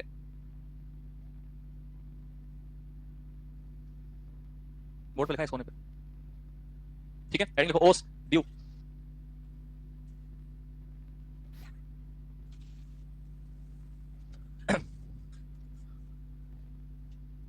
लिखो, जब तापमान जमाव बिंदु के ऊपर हो, जब तापमान जमाव बिंदु के ऊपर हो, तापमान जमाव बिंदु के ऊपर हो, उस समय वायु में उपस्थित नमी, वायु कैसी है? गर्म है। कौन सी है ना? वायु में उपस्थित नमी किसी ठंडी सतह से टकराती है, किसी ठंडी सतह से टकराती है तो वह छोटी पानी की बूंदों के रूप में बदल जाती है। तो वह छोटी पानी की बूंदों के रूप में बदल जाती है। जब तापमान जमाव बिंदु के ऊपर हो तो वायु में उपस्थित नमी ठंडी सतह से टकराती है तो वह छोटी पानी की बूंदों के रूप में बदल जाती है। इसे ओस कहते हैं। क्या कहते हैं? ठीक है, उदाहरण आप क्या लिख सकते हो, पेड़ पौधों पर सुबह के समय या ठंडे मौसम में जो पानी की बूंदें होती है वो क्या होती है, ओस होती है। ओस फायदेमंद है या नहीं है? ओस फायदेमंद है या नहीं है? ओस तो फायदेमंद ही है, नहीं तो फिर तो कहां से अपन पानी देंगे? जितना ओस करो उतना बढ़िया है। पाला नहीं करना चाहिए। क्या नहीं करना चाहिए? पाला अगर आपकी सेल जो है वो क्या हो जाएंगी, डैमेज हो जाएंगी प्लांट की। ठीक है, पाला हेडिंग लिखो, उसमें सीधा लिख देना जमाव, तापमान जमाव बिंदु के नीचे, जैसे अपन गाइड लग जाएगा। पाले में तो सीधा लिख दो तापमान जमाव बिंदु के नीचे होता है, और यह तापमान जमाव बिंदु के नीचे होता है, बिलो द फ्रीजिंग पॉइंट। जमाव बिंदु से फ्रीजिंग पॉइंट कहते हैं, क्या इंग्लिश वाला फ्रीजिंग पॉइंट है ना। यह रबी की फसलों के लिए नुकसानदायक होता है, जिसमें प्रमुख रूप से कौन सी नहीं मिलेगी? सोलर के लिए तो बहुत ज्यादा है, सेंसिटिव होता है इसके लिए ना। रबी की फसलों के लिए नुकसानदायक या हानिकारक होता है। डन, फिर नोट डाल के लिखो, डेफिनेशन के वे मैंने लिखा था, सिंपल समझा रहा हूं, फोकस उसका, आपसे पूछेगा भी कोई नहीं। देखो कोहरा व मिस्ट के लिए, इसको मिस्ट ही बोलते हैं ना, कोहरा यानी कि फॉग, मिस्ट को मिस्ट ही लिखना है। मिस्ट क्या होता है? थिन फॉग, पतला कोहरा क्या होता है? मिस्ट होता है। कोहरा व मिस्ट के लिए वायुमंडल में कितने प्रतिशत आर्द्रता होनी चाहिए? लिख लो 75% आर्द्रता होनी चाहिए, आर्द्रता होनी चाहिए। हेडिंग कृत्रिम वर्षा। कृत्रिम वर्षा के बारे में किसने बताया? विंसेंट स्किफर। किसने बताया? यह सर्वप्रथम, लिख लेना आपने इसको, यूएसए में कर भाई, कहां कर भाई। बाकी इसकी अगर बात की जाए तो हर साल कौन कराता है? दुबई। दुबई में तो हर साल ही होती है तापमान ज्यादा। एक बार तो क्या है, लास्ट से लास्ट ईयर बाढ़ आ गई, कृत्रिम वर्षा की वजह से, न्यूज देखी थी ना। तो कृत्रिम वर्षा के लिए दो प्रकार के बादल जो है जिम्मेदार होते हैं, ठंडे बादल व गर्म बादल। ठंडे बादलों में हम क्या उपयोग में लेते हैं? सिल्वर आयोडाइड व ड्राई आइस, यानी कि शुष्क बर्फ। ठीक है, और गर्म बादलों में हम क्या उपयोग में लेते हैं? यूरिया भी लेते हैं ना। होता क्या है, जो भी न्यूक्लियाई आप बादलों के अंदर एयरक्राफ्ट ले जाके छोड़ते हो ना, उसकी वजह से क्या है कि इन बादलों में थोड़ी बहुत भी जो नमी है, अब वो जैसे ही आप कोई भी आप न्यूक्लियर डालो, सिल्वर आयोडाइड या NaCl डालोगे, उसकी वजह से रिएक्शन होगी और धीरे धीरे जो आपका मॉइस्चर है वो पानी की बूंदों के रूप में बदलने लगता है। अब पानी की बूंद हो जाती है उस समय हैवी, भारी। अब भारी होने की वजह से वो क्या होता है, गुरुत्वाकर्षण बल के कारण आती है नीचे, तो किसका रूप ले लेती है? वर्षा का। ये सिंपल सा कांसेप्ट है। बस आप तो ठंडे बादल वाला मोस्ट इंपोर्टेंट है सिल्वर आयोडाइड, पर वो नहीं भाई, तो बाद में करवाई थी ना वो सक्सेसफुल नहीं हुई थी वो। अब ये क्या है कि इन वाले एयरक्राफ्ट से बहुत कमी होती है सक्सेसफुल। बड़े एयरक्राफ्ट ये भी चल रहा है इनका काम, प्रॉपर जो कंपनी थी वो फेल साबित हुई कराने में। ऐसा तो अपने इंडिया में पहले करा रखी है, हैदराबाद आंध्र प्रदेश में, दिल्ली में भी अपनी नहीं था। हेडिंग मानसून, ध्यान देना है ना आप सब। मॉनसून जो है एक ग्रीक सॉरी अरबी भाषा का शब्द है। कौन सी भाषा का शब्द है? और शब्द क्या है आपका? मौसम। क्या शब्द है जिसका मतलब क्या होता है? सीजन या मौसम। ठीक है, विंड, ट्रेड विंड्स जो आपकी होती हैं। मॉनसून की बात करें तो भारत में जो है वो दो प्रकार से आपका कहीं ना कहीं वर्षा आती है, दो प्रकार के मॉनसून से, जिसमें एक होता है आपका दक्षिण पश्चिम monsoon, it is known as south west monsoon, and another one is उत्तरी पूर्वी मॉनसून, नॉर्थ ईस्ट मॉनसून कहते हैं। ठीक है, सबसे पहले बात करें कि अपने, ठीक है, रोड मैप आपके इंडिया के मैप की, इधर क्या आपका अरेबियन सी, क्या भैया? अरब सागर, इधर बे ऑफ बंगाल यानी कि बंगाल की खाड़ी। ठीक है, मानसून आने के बहुत ज्यादा कारण है। प्रमुख कारण क्या है वो हम समझते हैं। गर्मियों के समय हम क्या देखते हैं? सबसे पहले तो अगर किसी भी जगह का तापमान ज्यादा है तो हमेशा आपको लोगों को ये सामान्य जानकारी है कि तापमान ज्यादा होने की वजह से जो भूभाग है वो अपेक्षाकृत समुद्र के ज्यादा गर्म होता है। क्या होता है? ज्यादा गर्म। गर्मियों में यानी कि जो साउथ वेस्ट मानसून जो है वो आपका जून से लेकर सितंबर माह के मध्य रहता है। कब रहता है भैया? जून से लेकर सितंबर माह के मध्य रहता है दक्षिण पश्चिम मानसून। इस समय होता क्या है कि आपके जो समुद्र तटीय एरिया है, यहाँ तापमान क्या होता है इस स्थान पर? कम। क्या होता है? यानी कि यहाँ तापमान जो है वो क्या है? कम है। और तापमान कम है इसका मतलब दाब क्या है? इस स्थिति में दाब क्या है? ज्यादा है। और गर्मियों के समय जो आपका भूभाग है, लैंड पोर्शन है, ठीक है, वो क्या होगा? अपेक्षाकृत जो है वो गर्म होगा। इसका मतलब यहाँ दाब क्या होगा? अब इससे क्या होता है आप लोगों ने पढ़ रखा है, हवाएं जो है वो, ठीक है, अधिक दाब से कम दाब की ओर जो है उठने लगती है। एक वीडियो दिखा दूंगा मैं भी है ना, 5 चमकी, कम दाब की ओर उठने लगती है। अब हवाएं अपने साथ किसको लेके जाएंगी? क्यों? क्योंकि यहाँ पर क्या है? समुद्र भाग के रूप में जल जा रहा है। कंडेंसेशन, संघनन की वजह से क्या बन रहे हैं? बादल हवा के साथ कहाँ जा रहे हैं? आगे। किसके लिए जिम्मेदार होते हैं? वर्षा के लिए। तो यहाँ से वो सबसे पहले जो है अपने 1 जून को साउथ वेस्ट मानसून जो है वो केरल से प्रवेश करता है। किससे प्रवेश करता है? इसमें दो प्रकार की शाखाएं आपको देखने को मिली, एक थी अरब सागर, दूसरी थी। अगर इस साउथ वेस्ट मानसून से कुल मानसून का 75 से 80% साउथ वेस्ट मानसून से हो रहा है, जो कि मैं आपको बताऊं कि इंडिया की जो एवरेज एनुअल रेनफॉल है वो है 1194 mm। ठीक है, वर्ल्ड यानी कि संसार की कितनी है भैया? एवरेज 1000। अपने राजस्थान की कितनी है? 575 mm। इस इंडिया के को अपन 400 मिलियन हेक्टेयर मीटर भी बोल सकते हैं क्या? बताओ, डबल का पेपर दिया था किसने इस बार? तो वहां आया था, बहुत सारे बच्चे बोले गलत गलत। क्या बताइए, ये सिंपल चीज है। यानी कि आपके, मैंने यहाँ लिखा है मिलियन हेक्टेयर मीटर। भारत का कुल क्षेत्रफल कितना है मिलियन हेक्टेयर में? एवरेज 328 मानते हैं अपन, 328 मिलियन हेक्टेयर। यहां निकाली जाती है वॉल्यूम। क्या निकाली जाती है? वॉल्यूम। तो अगर 328 मिलियन हेक्टेयर को मैं 1194 mm से आपके गुणा करूं ना, तो आपका एवरेज जो है वो कुछ 392 आएगा, है ना। एमएम में है, मैं मीटर में चेंज करूंगा क्योंकि मिलियन हेक्टेयर मीटर है, तो 1000 से डिवाइड कर दूंगा, तो आपके एवरेज रेंज आएगी 392 मिलियन हेक्टेयर, जिसको हम औसतन कितना मान लेते हैं? 400 मिलियन हेक्टेयर मीटर। तो गलत नहीं है, वर्षा ही है 400 मिलियन हेक्टेयर मीटर। ठीक है, या तो 400 मिलियन हेक्टेयर मीटर पूछ लिया, कितना पूछ लिया? 1194 mm। इस बार डबल मैंने पूछा था 400 मिलियन हेक्टेयर मीटर भारत की औसत वार्षिक वर्षा। तो सही है। क्या किया? वर्षा का किससे गुणा कर दिया? क्षेत्रफल से। किससे गुणा कर दिया? यूनिट चेंज हो गई, वहां एमएम थी, अब यूनिट क्या हो गई? मिलियन हेक्टेयर मीटर हो गई। क्या हो गई? ठीक है, दो प्रकार की शाखाएं जो है दक्षिण पश्चिम मानसून के लिए जिम्मेदार है, अरब सागर, बंगाल की खाड़ी है, जिसमें अगर मैं बात करूं कि आपकी 75 से 80% उस जो कुल वर्षा का कितना 75 से 80% किससे हो रहा है? साउथ वेस्ट मानसून से हो रहा है, जिसमें दो शाखाएं हैं, अरब सागर और बंगाल की खाड़ी, जिसमें सबसे ज्यादा योगदान किसका है? कितना परसेंट? और बंगाल की खाड़ी का कितना है? 20%। कितना है भैया? मानसून जो है वो प्रवेश किया 1 जून को केरल से, तो कौन सी सागर से प्रवेश किया? अरब सागर से। किधर से प्रवेश किया? अब ध्यान देना, आपने अगर राजस्थान की भी पूछ लेना तो राजस्थान में भी मानसून जो प्रवेश किससे किया? और ध्यान देना, जैसे प्रवेश करेगा तो आपके गुजरात है, राजस्थान है, जो आपका महाराष्ट्र, इस तरफ केरल, इस तरफ जो कहीं ना कहीं वर्षा दक्षिण पश्चिम मानसून की वजह से, इधर से बंगाल की खाड़ी से भी हवाएं उठ रही हैं और इधर पोर्शन अपना क्या है पूर्वी, यानी कि आसाम वगैरह सब इधर ही है। तो हवाएं जो इधर से उठती हैं वो किधर जाती हैं? आसाम की ओर। किधर जाती हैं? यहाँ से जो हवाएं उठती हैं वो किधर जाती हैं? दिल्ली की ओर। किस तरफ घूमती हैं? तब ये हवाएं इधर से इधर की ओर आने लगती हैं, तो आपको पता होना चाहिए जनरली जो अपने गांव में जिस लैंग्वेज में बोलते हैं पूर्वैया हवाएं, कौन सी हवाएं? Eastern winds. वो क्या होती हैं? वो हवाएं जो है आपके जहां से मानसून जो है उठ के गया है, उन मानसून को किधर ढकेलती हैं? किधर ढकेलेंगे? इधर से पश्चिम की ओर। इसलिए राजस्थान में जो सबसे ज्यादा बारिश है, राजस्थान में सर्वाधिक जो बारिश है वो अरब सागर से नहीं है, वो किससे? बंगाल की खाड़ी से। लेकिन प्रवेश किससे किया? अरब सागर से। जिसमें भी राजस्थान में अगर प्रवेश की बात आती है तो प्रवेश करता है बांसवाड़ा से। कहां से प्रवेश करता है? और राजस्थान में सर्वाधिक वर्षा जो किस जिले में है? अगर राजस्थान में सर्वाधिक स्थान पूछा जाए तो कौन सा है? कौन सा भैया? माउंट आबू। इतने प्रश्न यहां से बनते हैं, लेकिन सबसे बड़ा प्रश्न यहां से बनता है कि जो आपके आंध्र प्रदेश और तमिलनाडु वाला जो पोर्शन है, उस पोर्शन में दक्षिण पश्चिम मानसून से वर्षा नहीं होती, मुख्य रूप से तमिलनाडु में नहीं होती, आंध्र प्रदेश में फिर भी होती हो। तो उस स्थिति में क्या होता है? उस स्थिति में दूसरा आपका मानसून एक और होता है नॉर्थ ईस्ट, जिसको हम अभी बताया था उत्तरी पूर्वी मानसून कहते हैं। क्या कहते हैं? ठीक है, हम जैसा कि जानते हैं कि अपने इधर जो आपका क्या है पूरा तिब्बतीय प्लेट्यू, यानी कि तिब्बत का पठार है ना, सर्दियों के समय में क्या होता है? उल्टा मामला। ये जो मानसून है वो चलता है नवंबर दिसंबर। कब चलता है भैया? नवंबर से दिसंबर। वो कब तक था? जून से सितंबर, है ना? जून से सितंबर एक एवरेज। अगर राजस्थान में तो अपने सितंबर में लौट जाता है मानसून। पूरे भारत की बात करूं तो 12 अक्टूबर तक लौट जाता है, ठीक है? तो एवरेज में अगर निकाले हैं तो जून से सितंबर तक वर्षा जो है वो दक्षिण पश्चिम मानसून की वजह से होती है। फिर एक मानसून बचता है अपना नॉर्थ ईस्ट मानसून, जो प्रमुख दूसरी शाखा है, क्योंकि कुल मानसून का 10% जो वर्षा है वो किससे आती है? किससे आती है? आपके भारत में ऊपर की तरफ क्या पूरा तिब्बती पठार। सर्दियों में क्या होगा? मामला पूरा उल्टा होगा। यहाँ जो है वो तापमान क्या होगा? बोलो। यहाँ जो है सिंपल सी चीज, आपका तापमान क्या होगा? कम, और दाब क्या होगा? ज्यादा। अब यहाँ तापमान क्या हुआ? ज्यादा, दाब क्या हुआ? कम। अब हवाएं चलेंगी उस तरफ से उल्टी। तो इस नॉर्थ ईस्ट मानसून से उत्तरी पूर्वी मानसून जो है वर्षा जो है, क्या अपने थोड़े बहुत राज्यों में नहीं होती? होती है, बहुत ना के बराबर होती जरूर है। जब लौटता हुआ मानसून आता है, लौटता हुआ मानसून बोला मैंने, इस चीज को बोलते हैं रिट्रीटिंग मानसून। क्या बोलते हैं इसमें? यानी कि लौटता हुआ मानसून के नाम से किसको जाना जाता है? उत्तरी पूर्वी मानसून को जाना जाता है। ये जो मानसून है वो प्रमुख रूप से कहां वर्षा के लिए जिम्मेदार होता है? आपके तमिलनाडु व आंध्र प्रदेश में। कहां होता है? थोड़ा बहुत आपके कहां होता है? केरल के थोड़े पार्ट में भी कहां भी हो जाता है, ठीक है? इसको कहते हैं आप उत्तरी पूर्वी मानसून। क्या क्या क्वेश्चन बनते हैं फटाफट बोल देना है ना। सबसे पहले भारत में कुल कितने प्रकार के मानसून से वर्षा होती है? 2 है। कितने टाइप के मानसून? मैं आपको समझाऊं, 4 है। एक होता है प्री मानसून, एक होता है पोस्ट मानसून, एक होता है साउथ वेस्ट मानसून, एक होता है नॉर्थ ईस्ट मानसून। ठीक है, ये हिंदी ही है। प्री यानी कि पूर्व मानसून, पोस्ट यानी कि बाद में, साउथ वेस्ट यानी कि दक्षिण पश्चिम, नॉर्थ ईस्ट यानी कि उत्तरी पूर्वी। प्री यानी कि मैंने भी बोला मानसून का पता है, जून से सितंबर तक अपना मुख्य मानसून है। तो मार्च से मई के बीच में जो वर्षा कई बार आती है, इस बार देखने को मिली, क्या मिली थी? खूब वर्षा थी इस बार। उसको क्या बोलते हैं? Pre monsoon. क्या बोलते हैं? पोस्ट मानसून क्या हो गया? जो आपका जनवरी फरवरी में जो आ रहा है, जिसको मावट का नाम आप देते हो, क्या होता है? पोस्ट मानसून तो होता है, ठीक है? पर प्रमुख रूप से वर्षा के लिए जिम्मेदार कौन से हैं? जिसमें कौन कौन से आते हैं? दक्षिण पश्चिम और उत्तरी पूर्वी। अब उधर बिना देखे बात करेंगे अलग अलग पॉइंट्स की। दक्षिण पश्चिम मानसून जो है वो कब से कब तक आता है भैया? जून से सितंबर के मध्य आता है। दक्षिण पश्चिम मानसून से कुल वर्षा का कितना प्रतिशत होता है? इस मानसून से वर्षा कहां नहीं होती? तमिलनाडु व आंध्र प्रदेश को छोड़कर नहीं होती। ये मानसून जो है वो कब प्रवेश करता है? कहां से करता है? तो इसलिए केरल को क्या कहते हैं? मानसून का प्रवेश द्वार। क्या कहते हैं? मानसून का प्रवेश द्वार, ठीक है?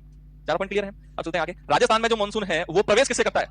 इसका मतलब अरब सागर जैसे बिंदु की बात आई तो साउथ वेस्ट मानसून 2 प्रकार से, 2 शाखाएं हैं। एक कौन सी है? अरब सागर। एक कौन सी है? बंगाल की खाड़ी। तो जो आपकी कुल वर्षा हो रही है दक्षिण पश्चिम मानसून से, मान लो 75 से 80% हो रही है। कितनी हो रही है? अगर इसका 100% मानूं मैं तो 80% किससे? 20% किससे? तो जिसमें राजस्थान में प्रवेश किससे करता है? लेकिन राजस्थान में अगर ज्यादा बारिश की बात आ जाए कि राजस्थान में ज्यादा बारिश या प्रमुख रूप से राजस्थान में बारिश किससे आती है? बंगाल की खाड़ी से। किससे आती है?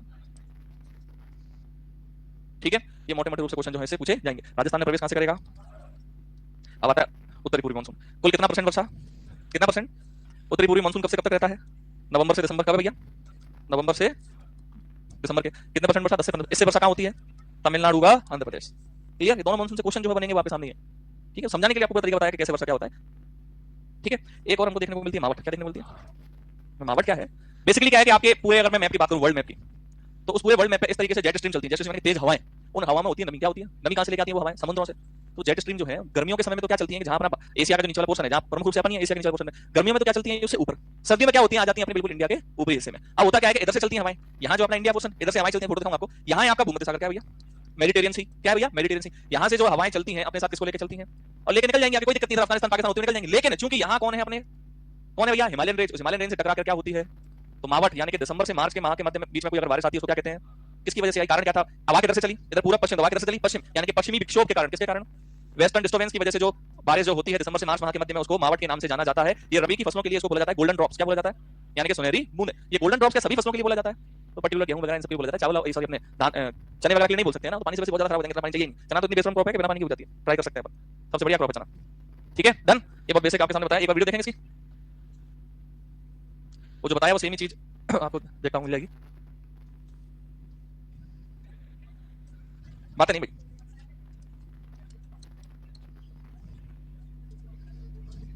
मैं बताया था आपको। ये आपकी हिमालयन कंडीशन, यहाँ से जो आपकी हवाएं जो चल रही हैं भूमध्य सागर से, कहां से? भूमध्य सागर से हवाएं चल रही हैं। जेट स्ट्रीम, और जेट स्ट्रीम में क्या है? नमी है। अफगानिस्तान पाकिस्तान होते हुए आगे जाके हिमालयन रेंज से टकराती है, और यहीं पर उसकी वजह से क्या होती है? वर्षा होती है, यानी कि हवाएं जो आगे बस रही हैं इधर ईस्ट वेस्ट नॉर्थ साउथ, हवाएं इधर से इधर चल रही हैं, यानी कि पश्चिमी विक्षोभ, वेस्टर्न डिस्टर्बेंस। तो पश्चिमी विक्षोभ के कारण जो भारत में सर्दी में वर्षा दिसंबर से मार्च माह के बीच में वर्षा देखी जाती है, उसको क्या कहते हैं? And it is known as golden drops for rabi crops. इसको रबी की फसलों के लिए गोल्डन ड्रॉप्स या सुनहरी बूंदें कहते हैं। लिखो, पश्चिमी विक्षोभ के कारण भारत में दिसंबर से मार्च माह के मध्य वर्षा होती है, इसे मावट कहते हैं।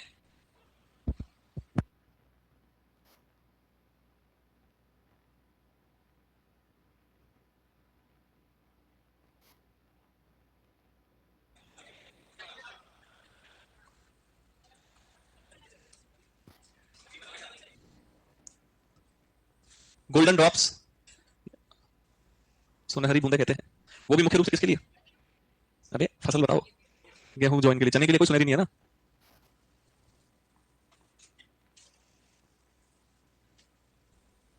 डन। हेडिंग मौसम पूर्वानुमान, वेदर फोरकास्टिंग।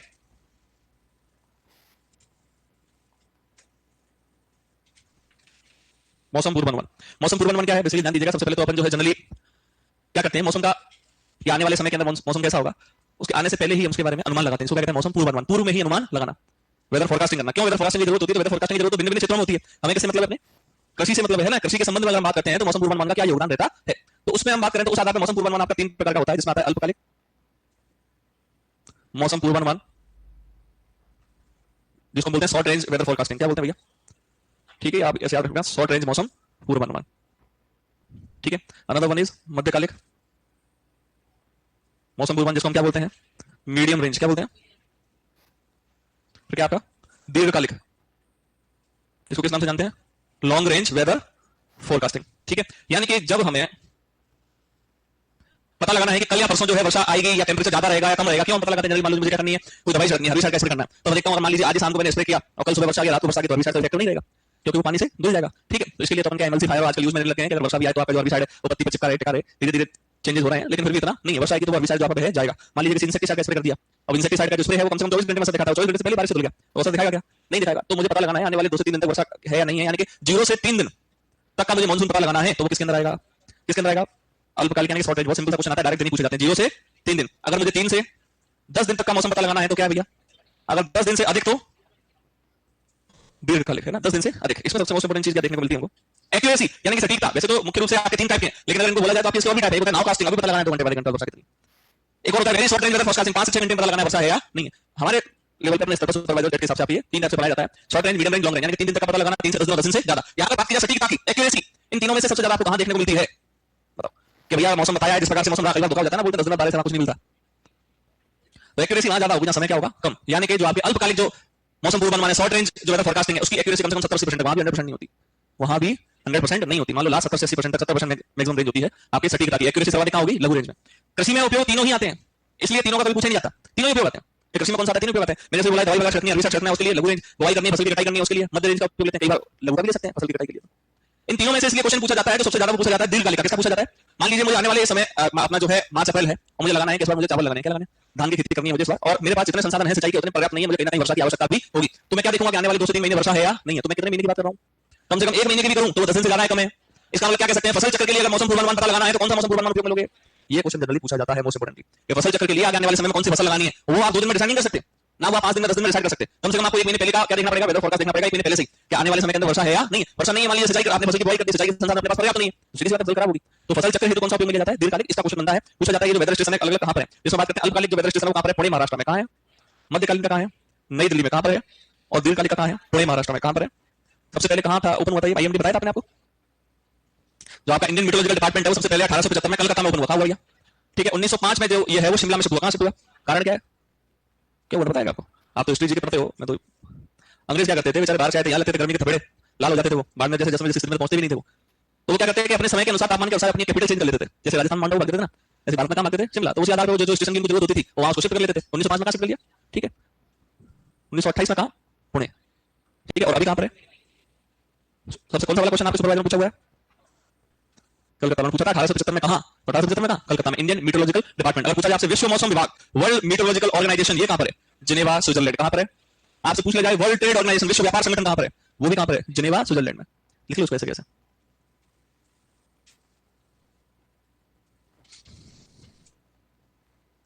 आईएमडी की हिस्ट्री भी लिख लेना है ना।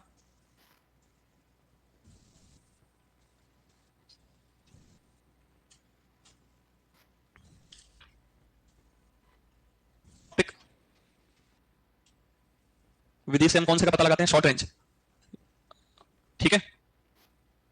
न्यूमेरिकल, ना से न्यूमेरिकल और मा से मीडियम, एनएम ऐसे याद रख सकते हो। मीडियम रेंज यानी कि मध्यम रेंज किससे, न्यूमेरिकल से। सबसे आखिर में आता है स्टैटिकल, कौन सा, ये किसे, शॉर्ट एंड लॉन्ग यानी कि दोनों।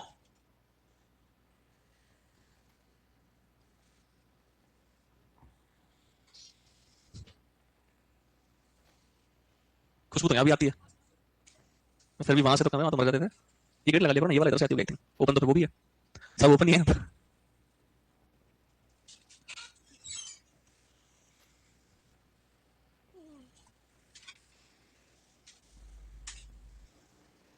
सबसे पहले ग्रीन हाउस इफेक्ट क्या होता है, कौन बताएगा, अपन कई बार समझ लिया इसको।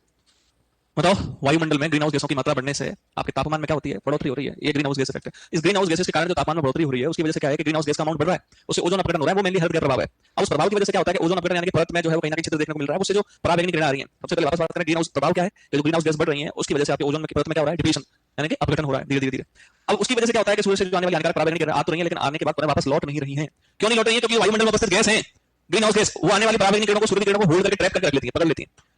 अब लंबे समय तक जब वो पृथ्वी पर है, इसका मतलब वो पृथ्वी का क्या बढ़ेंगे, तापमान बढ़ेगा। तो हमने कहीं ना कहीं कह सकते हैं पृथ्वी पर उपस्थित जो आपके ग्लेशियर हैं वो क्या होंगे, पिघलते हैं। क्या होते हैं, इसकी वजह से जो आपका समुद्रों का जो स्तर है, किसका स्तर, वो क्या हो रहा है, बढ़ रहा है। इसी चीज को क्या कहा जाता है, ग्लोबल वार्मिंग। क्या कहा जाता है, क्या कहा जाता है, हरित गृह प्रभाव। तो क्या है, ग्रीन हाउस गैस बढ़ रही है, उसकी वजह से क्या हो रहा है, ओजोन का अपघटन हो रहा है। लेकिन उसके कारण क्या हो रहा है, ग्लोबल वार्मिंग हो रही है। ग्लोबल वार्मिंग क्या है, भूमि का तापमान बढ़ने की वजह से ग्लेशियर पिघल रहे हैं और जो कहीं ना कहीं औसतन तापमान जो है वो अत्यधिक होता जा रहा है, जिसकी वजह से समुद्रों का स्तर जो है वर्षागत क्या हो रहा है, बढ़ रहा है। इसी चीज को क्या बोलते हैं, ग्लोबल वार्मिंग बोलते हैं। क्या बोलते हैं, अभी आपने पढ़ा था ग्रीन हाउस गैस जो है वो कौन सी सर्वाधिक नुकसान पहुंचाती क्या है, तो ग्रीन हाउस गैस की अमाउंट की बात करते हैं जो इस प्रकार है।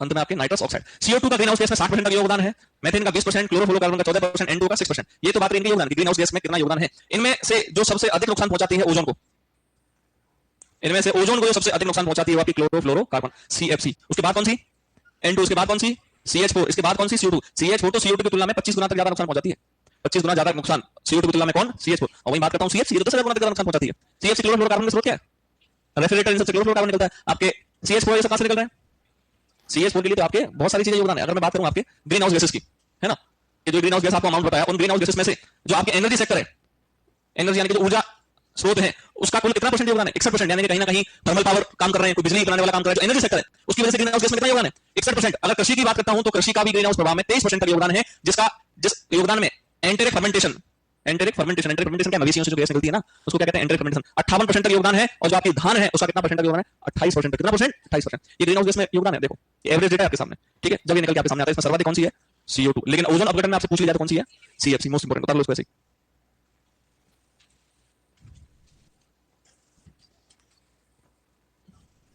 N2 कहां से निकलती है, नाइट्रस ऑक्साइड कहां से निकलती है, हाँ, और ईट के भट्टों से N2 निकलती है, SO2 निकलती है। अब SO2 की बात आई गई है तो हम इसके बाद अम्लीय वर्षा पढ़ेंगे। कृत्रिम वर्षा पढ़ा दी थी आपको, प्राकृतिक रूप से अम्लीय होती है, नहीं होती, उदासीन होती है। जीवन में उदासीन वर्षा हो नहीं सकती कभी, जब तक यहाँ CO2 विद्यमान है, जब तक CO2 विद्यमान है ना वायुमंडल में, कैसे होगी, ऐसे बनाती है वो। CO2 जितनी ज्यादा होगी आपके वायुमंडल में, वर्षा आएगी तो ऐसे बनाएगी, पीएच को कम कर देगी। सामान्य वर्षा का पीएच जो है वो कहीं ना कहीं अम्लीय। लेकिन अम्लीय वर्षा क्या चीज है, जिसमें प्रमुख रूप से आपके अम्लों का योगदान है। यानी कि जब वर्षा का जो पीएच है वो 5.6 से क्या हो, कम, तो वो एग्जैक्ट अम्लीय वर्षा है। अच्छा, कुछ ऐसे पॉल्यूटेड क्षेत्र हैं जहां बहुत ज्यादा मात्रा में प्रदूषण है, वहां तो अम्लीय वर्षा जो है यानी कि पीएच जो है वो 4 से ही कम हो जाता है। जहां प्रदूषण बहुत ज्यादा है, सामान्य रूप से अम्लीय वर्षा कब होती है, उसका पीएच कितने से कम हो, 5.6 से कम हो। क्यों, क्योंकि उसमें हानिकारक गैसें SO2 है और NO2 ये गैसें हैं, ये क्या करती हैं, आपके जल से मिलती है, किससे, और क्या बना लेती हैं, अम्ल बना लेती हैं, जैसे कि H2SO4 और HNO3। पूछा जा सकता है अम्लीय वर्षा के लिए जिम्मेदार गैस SO2 और NO2, अम्ल। सामान्य अम्लीय वर्षा का पीएच कितने से कम, 5.6 से कम। लिख लो दोनों पॉइंट। अम्लीय वर्षा, जब वर्षा जल का पीएच 5.6 से कम होता है, जब वर्षा जल का पीएच 5.6 से कम होता है, किसी स्टेट का कोई डिस्ट्रिक्ट है और इस जगह पर ये दोनों पॉइंट है, वहां पर हम किसी जिले के स्थान की बात नहीं करेंगे, दो पॉइंट्स की बात करते हैं। अगर इन दोनों पॉइंट पे जो है यहाँ और यहाँ दाब जो है वो इक्वल है, यानी कि समान है, और इन दोनों के बीच में अगर अपन एक लाइन क्रिएट करते हैं तो ये जो लाइन है वो किस चीज को बताएगी, इस जगह पर इस जगह पर दाब जो है वो क्या है, समान है, और इस दाब को समान प्रेजेंट करने के लिए हम क्या रखेंगे, इसका नाम आइसो बार क्या करेंगे। तो इस प्रकार ही आपको अलग अलग जो है वो ये लाइन देखने को मिलती है, जिसमें सबसे पहले अपन आइसो बार मेरे साथ लिख भी सकते हो आप लोग, है ना। आइसो बार क्या है, मानचित्र पर है ना, ये किसे बता रहा है, मानचित्र पर समान दाब वाले बिंदुओं को मिलाने वाली रेखा, ठीक है। अब शॉर्ट में लिखूंगा मैं सारा, ठीक है, मिलाने वाली रेखा, यानी पूरा मैटर सेम रहेगा, बस जैसे कि दाब है, जैसे कि इस जगह अभी ताप आ गया तो क्या हो जाएगी, आइसोथर्म क्या हो जाएगी,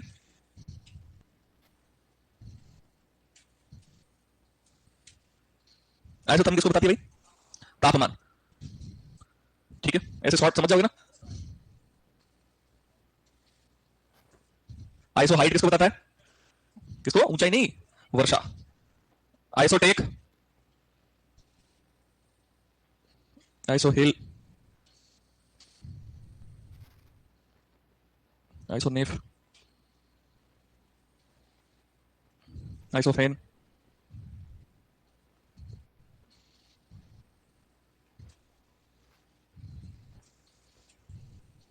आइसोप्लूवियल, कंटूर। चलो आइसो हाइट किसको बताएगी, वर्षा। आइसोटेक वायु की गति किसको बताएगी, आइसो हिल किसको बताएगी, सनसाइन को, यानी प्रकाश की अवधि, सीधा प्रकाश लिख सकते हैं अपन। आइसोनेफ स्टडी ऑफ क्लाउड्स क्या कहलाता था, तो आइसोनेफ क्या हो जाएगा, किसको बताएगी, बादलों को, यानी समान प्रकार के अगर बादल हैं। आइसोफेन मौसम के कुल घटकों को। आइसोप्लूवियल वर्षा की गहराई, डेप्थ ऑफ रेनफॉल। उन पर देखने को मिलता है कंटूर, कंटूर किसको बताता है भाई, समान ऊंचाई वाले बिंदुओं को मिलाने वाली रेखा, है ना। एक क्वेश्चन देखने को मिल सकता है यहां से, वो मिलेगा आपको, आइसो हाइट है, आइसो टेक में से एक, है ना।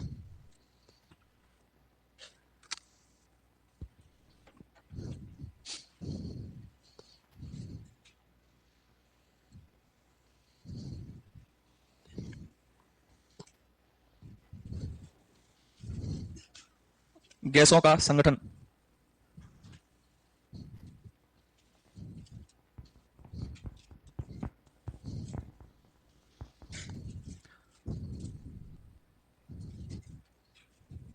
देखो ये तो है वायुमंडल का, वायुमंडल में गैस, और वायुमंडल में उनकी प्रतिशतता कितनी है, और उन्हीं गैस जो है वो भार के अनुसार कितनी है। जैसे कि हम बात करें नाइट्रोजन की, किसकी, नाइट्रोजन कितना परसेंट है, 78% है प्रतिशत के आधार पर, उसके अमाउंट के आधार पर, लेकिन इस भार के आधार पर है 75.52% लिखा है, लिखा ना, ठीक है, भार के आधार पर। नाइट्रोजन की बात कौन है अपना, देखो होता तो 20.92, लेकिन अपन एवरेज लिख रहे हैं कितना, 21%, कितना होता है 23.14%, ठीक है। आर्गन कितना है 0.93%, कितना है यहाँ पर 1.28, और आपका CO2 0.03%। अब वैसे क्या हो गया 0.04, लिटरेचर में आ जाएगा धीरे धीरे, ऑलमोस्ट समझ आने वाला है, लेकिन अभी 12th की किताब है अभी तो उनमें इतना लिखा हुआ है, बाकी अब CO2 कितनी हो चुकी है 0.04% तक हो चुकी है, और भार के आधार पर है 0.045। अगर इसको मैं पीपीएम में बात करता हूँ तो कितनी है, कितना भैया 300 पीपीएम, यानी कि हम जानते हैं अगर प्रतिशत को हमें पीपीएम में बदलना है तो हम क्या करेंगे, प्रतिशत का गुणा किससे करेंगे, 10,000 से, किसमें बदल जाएगा पीपीएम। तरीका अच्छा है पर इलीगल है ना।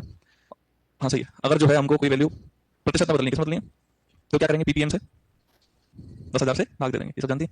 लिखिए इसको फटाफट। क्वेश्चन कैसे पूछा जाता है, ऐसी कौन सी वायुमंडल में गैस है जो कि भार के आधार पर उसकी मात्रा के अनुसार कम है, कौन सी है, कौन सी है, नाइट्रोजन नहीं है क्या, बोर्ड पे देखना क्या लिखा है, 78 बड़ा होता है 75 बड़ा होता है, तो फिर कम है ज्यादा है, तो सब उठ के आएंगे सबके सब। चाय नहीं पी क्या देगा, आगे पड़े रहते हैं करते हुए, उसमें रहता है, जल्दी खत्म करेंगे इसमें ना। तो सर्वप्रथम वनस्पति के आधार पर, वनस्पति के आधार पर जलवायु वर्गीकरण किसने दिया भैया, है तो डी कैंडोले ने क्या दिया फिर, वनस्पति के आधार पर किसने दिया, डी कैंडोले ने, ठीक है। कृषि के लिए उपयोगी जलवायु वर्गीकरण, जिसे इक्री सेट ने एक्सेप्ट करके उसको मॉडिफाई किया, है ना, जिसे इक्री सेट ने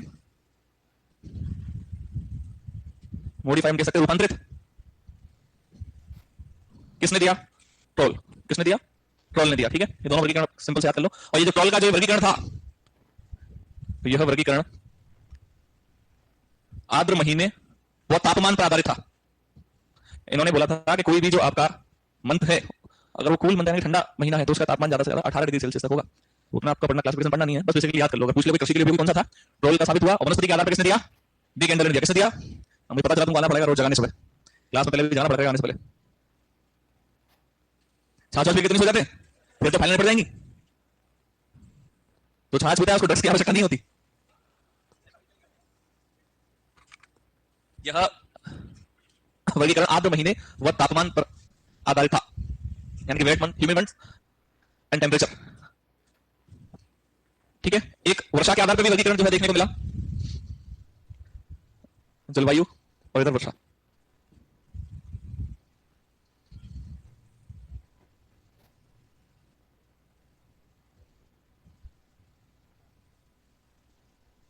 एरिड को क्या कहते हैं भैया अपन? सेमी एरिड को, सब ह्यूमिड को उप आर्द्र या अर्ध आर्द्र भी कह सकते हैं, और ह्यूमिड को आर्द्र। ठीक है, ऐसे क्षेत्र जहां 250 mm से कम वर्षा होती है वो शुष्क के अंतर्गत आता है। जहां 250 से 500 mm के मध्य होती है वो अर्ध शुष्क, जो 500 से 1000 mm के मध्य है वो अर्ध आर्द्र यानी कि उपार्द्र, और जो जहां वर्षा 1000 mm से ज्यादा है वो आर्द्र के अंदर आता है। लिख लो इसको।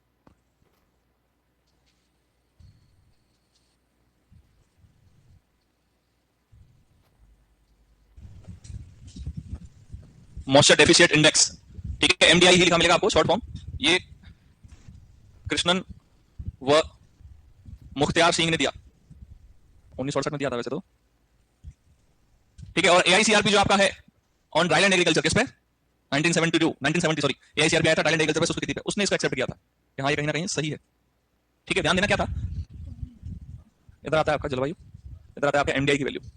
एमडीआई की जो वैल्यू है वो कैसे निकलती है कि आपका मॉइस्चर डेफिशिएंसी इंडेक्स का फॉर्मूला होता है। फॉर्मूला क्या है? P minus PET upon PET multiply by 100, जिसमें P मतलब क्या होता है? प्रेसिपिटेशन। क्या होता है भैया? और प्रेसिपिटेशन क्या होता है? वर्षा। प्रेसिपिटेशन क्या होता है? वर्षा। और यहाँ लिखा है पीईटी, पीईटी किसको बताता है? पोटेंशियल एवेपो ट्रांसपिरेशन को। किसको बताता है? पोटेंशियल एवेपो ट्रांसपिरेशन को। क्या चीज है पोटेंशियल एवेपो ट्रांसपिरेशन? जनरली हम एवेपो ट्रांसपिरेशन पढ़ते हैं, पोटेंशियल एवेपो ट्रांसपिरेशन क्या होता है? पीईटी मतलब क्या है? वाष्पीकरण जो होता है जल का, अगर हम सामान्य रूप से बात करें तो वाष्पीकरण तो समुद्रों से भी हो रहा है, तालाब से भी हो रहा है, गड्ढा हो रहा है, जल से उससे भी हो रहा है। और अपने लिए काम का क्या? कितना हो रहा है, क्या हो रहा है, क्या फर्क पड़ता है? कृषि में आपको वाष्पीकरण की मात्रा को पता लगाना है, और हकीकत में वाष्पीकरण कितना हो रहा है उसके लिए उस भूमि को चिनते हैं जहां 8 से 15 सेंटीमीटर तक मृदा पे घास होनी चाहिए कम से कम। कितनी?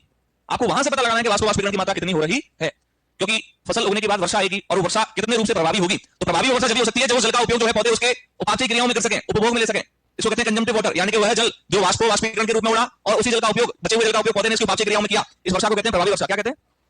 वो प्रभावी वर्षा, यानी कि पौधे ने कितना जल उपयोग किया ये हम तभी बता सकते हैं जब हमको पता है कि कितना वाष्पीकरण हुआ है।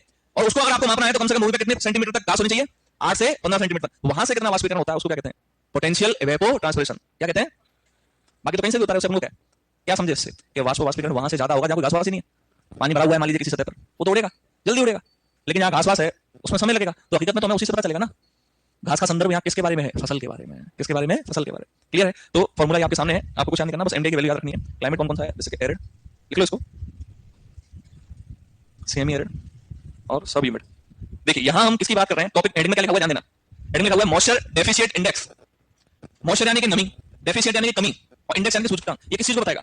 ये बताएगा कि किस स्थान पर पानी की कमी है, और जिस स्थान पर पानी की कमी है वहां हमेशा जो आपकी एमडीआई की वैल्यू नेगेटिव रहेगी। क्या रहेगी? नेगेटिव रहेगी। कैसे रहेगी? ध्यान देना कि जो आपके सब ह्यूमिड है वो होता है 0 से -33.33%, यहाँ होता है -33.33 से -66.66, और यहाँ होता है -66.66। क्या समझे इससे कि अब यहाँ पहुंचा है 0, यानी कि आपकी वैल्यू सब ह्यूमिड तक क्या पहुंची? 0। इसके बाद वैल्यू किस में आएगी? पॉजिटिव में। जहां पॉजिटिव में आ रही है इसका मतलब आपकी जलवायु कैसी है?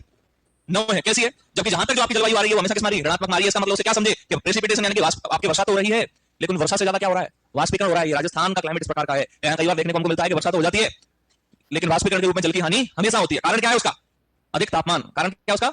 आपकी शुष्क खेती आप जब पढ़ोगे ना 12 चैप्टर के अंदर, तो दूसरे तीसरे पेज पे लिखा हुआ है राजस्थान में शुष्क खेती का महत्व, importance of dry farming in Rajasthan. वहां मेन रूप से कहीं ना कहीं 3-4 पॉइंट देखने को मिलते हैं। इसमें पहला मिलता है कि यहाँ की मृदा रेतीली है जिसमें कार्बनिक पदार्थ की मात्रा 0.1% से भी कम है पश्चिमी राजस्थान में। तो क्वेश्चन सुपरवाइजर का है, तो ऐसी स्थिति में इसका मतलब रेतीली मृदा है तो वहां की जलमान क्या होगी? ज्यादा होगी, तो वहां शुष्क खेती करनी है हमको। ऐसी स्थिति जहां मानसून जो है 40 से 80 दिन तक आ रहा है, कितने दिन आ रहा है, और आप फसल जो 150 दिन की कैसे लगेगी जब अपना पूर्व से वर्षा पे आधारित है। तो ये प्रमुख रूप से आपके राजस्थान के परिप्रेक्ष्य में शुष्क खेती का महत्व है कि ऐसा राज्य जहां तापमान जो है 50 डिग्री सेल्सियस तक चला जाता है। कितना चला जाता है? जब इतना तापमान जा रहा है, इस प्रकार की मृदा है जो मृदा जिसमें वाष्पीकरण की हानि जल के रूप में जो आपकी वाष्पीकरण की हानि हो रही है, कौन सी मृदा होती है? रेतीली से जल होता है। किससे होता है? रंग के आधार पर बात करो तो कौन है? काली मृदा। रंग के आधार पर तापमान 50 डिग्री तक जा रहा है, इसका मतलब वाष्पीकरण राजस्थान में क्या होगा? ज्यादा होगा। इससे क्या समझे? इसे समझते हैं हम कि हमारे यहाँ की जलवायु जो है वो अगर सिर्फ दक्षिणी पूर्वी क्षेत्र को छोड़ा जाए जिसमें आपके झालकोटा, बूंदीपारा, झालावाड़ ये सब क्षेत्र आते हैं, उसके अलावा अपन कहीं ना कहीं सेमी एरिड और एरिड कंडीशन में आते हैं। अर्ध शुष्क और शुष्क में। सब ह्यूमिड कंडीशन में कौन आता है? अभी हम बैठे हैं, क्या बैठे हैं अपन? उदयपुर आपके उदयपुर, भीलवाड़ा, चित्तौड़गढ़, राजसमंद, ये आता है आपका सब ह्यूमिड कंडीशन में, यानी कि अर्ध आर्द्र स्थिति है। यहाँ की भी पूर्ण रूप से आर्द्र स्थिति नहीं है। आर्द्र स्थिति सिर्फ दो जलवायु खंडों की है, जिसमें आपका आता है 5वां, जिसको कोटा, बूंदीपारा, झालावाड़ जिसके अंदर आता है। एक आता है 4th भी, डूंगरपुर, बांसवाड़ा और प्रतापगढ़।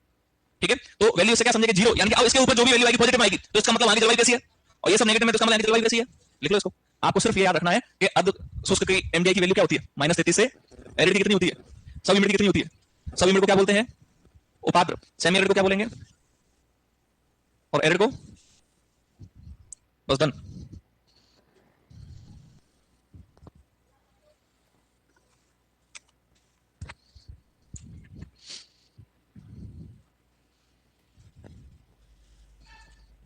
पंचायती कम का कर ले, पहले भी नहीं पढ़ता था तू आज भी नहीं पढ़ रहा।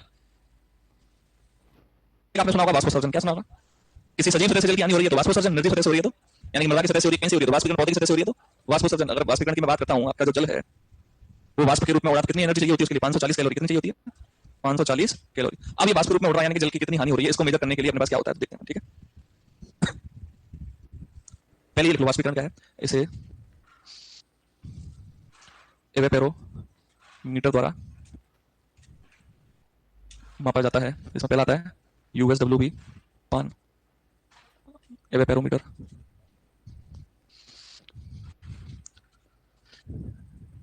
चौड़ाई 120.7 सेंटीमीटर, गहराई या लंबाई है ना, लंबाई लिख लेते हैं सीधा 25 सेंटीमीटर।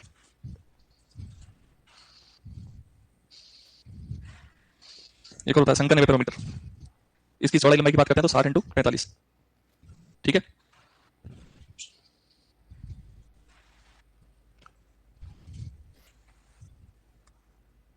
एक होता है कैन एवेपोरोमीटर। इसका उपयोग करते हैं सिंचाई जल निर्धारण में। सिर्फ पहला वाला याद रख लो, उसके अलावा कुछ याद मत रखो।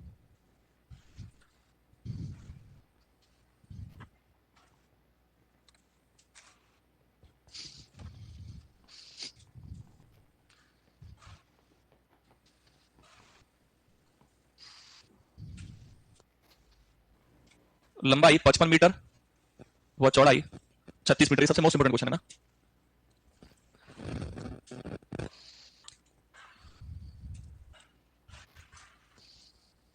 ठीक है। स्टीफन स्क्रीन की हाइट वगैरह लिखाई क्या आपको? नहीं लिखाई थी ना। देखो सनशाइन रिकॉर्डर की ऊंचाई, यानी कि कितनी ऊंचाई पर खड़ा था? 12 फीट। कितना? विंडवैन व एनीमोमीटर, विंडवैन एनीमोमीटर की 10 फीट, यानी कि 3.08 मीटर हो जाएगा। ये 3.68 हो जाएगा। आपको फीट में याद रखो खाली बस।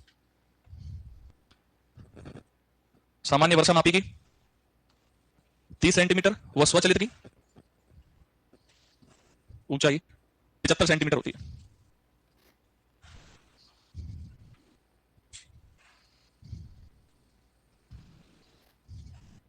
स्टीवेंसन स्क्रीन की ऊंचाई 1.22 मीटर, या हम कह सकते हैं 4 फीट।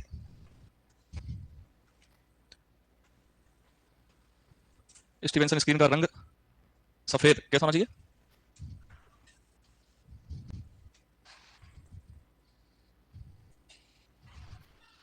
स्टीवेंसन स्क्रीन का मुख किस तरफ होना चाहिए? उत्तर दिशा में।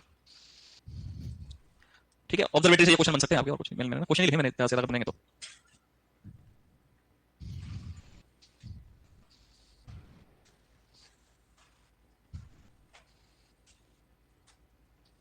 ये 55 मीटर की स्किल, ये 36 मीटर। और दरवाजा जो है ना, या तो आपको इस तरफ मिलेगा, ये क्या है? East west north south. ये आपको कहां मिलेगा? इस तरफ मिलेगा। ठीक है।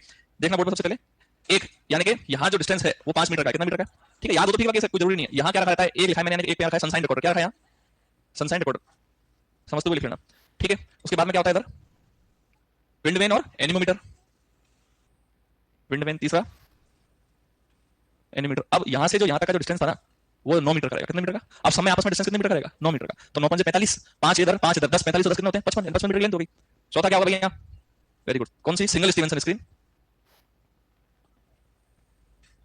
लिखते चलो, लिख लो भाई। Next double Stevenson screen. फिर क्या होता है भाई? छठवां और सातवां सामान्य वर्षा मापी, और यहां स्वचलित। फिर आपका मृदा ताप मापी, यानी कि सॉइल। फिर आपका 200 मीटर। अच्छा, ऐसा कंपलसरी नहीं है कि सारे इंस्ट्रूमेंट सभी मौसम वैसा में लगे हुए हों, है ना।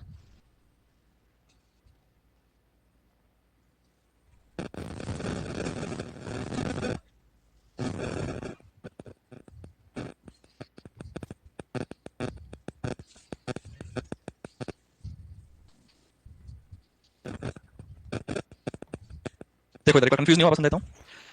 इधर से डिस्टेंस 9 9 और ये आपका 9 और इधर 9। यहां कितना है? 5 पहला, और दीवार से यहां कितना है? 5 5 5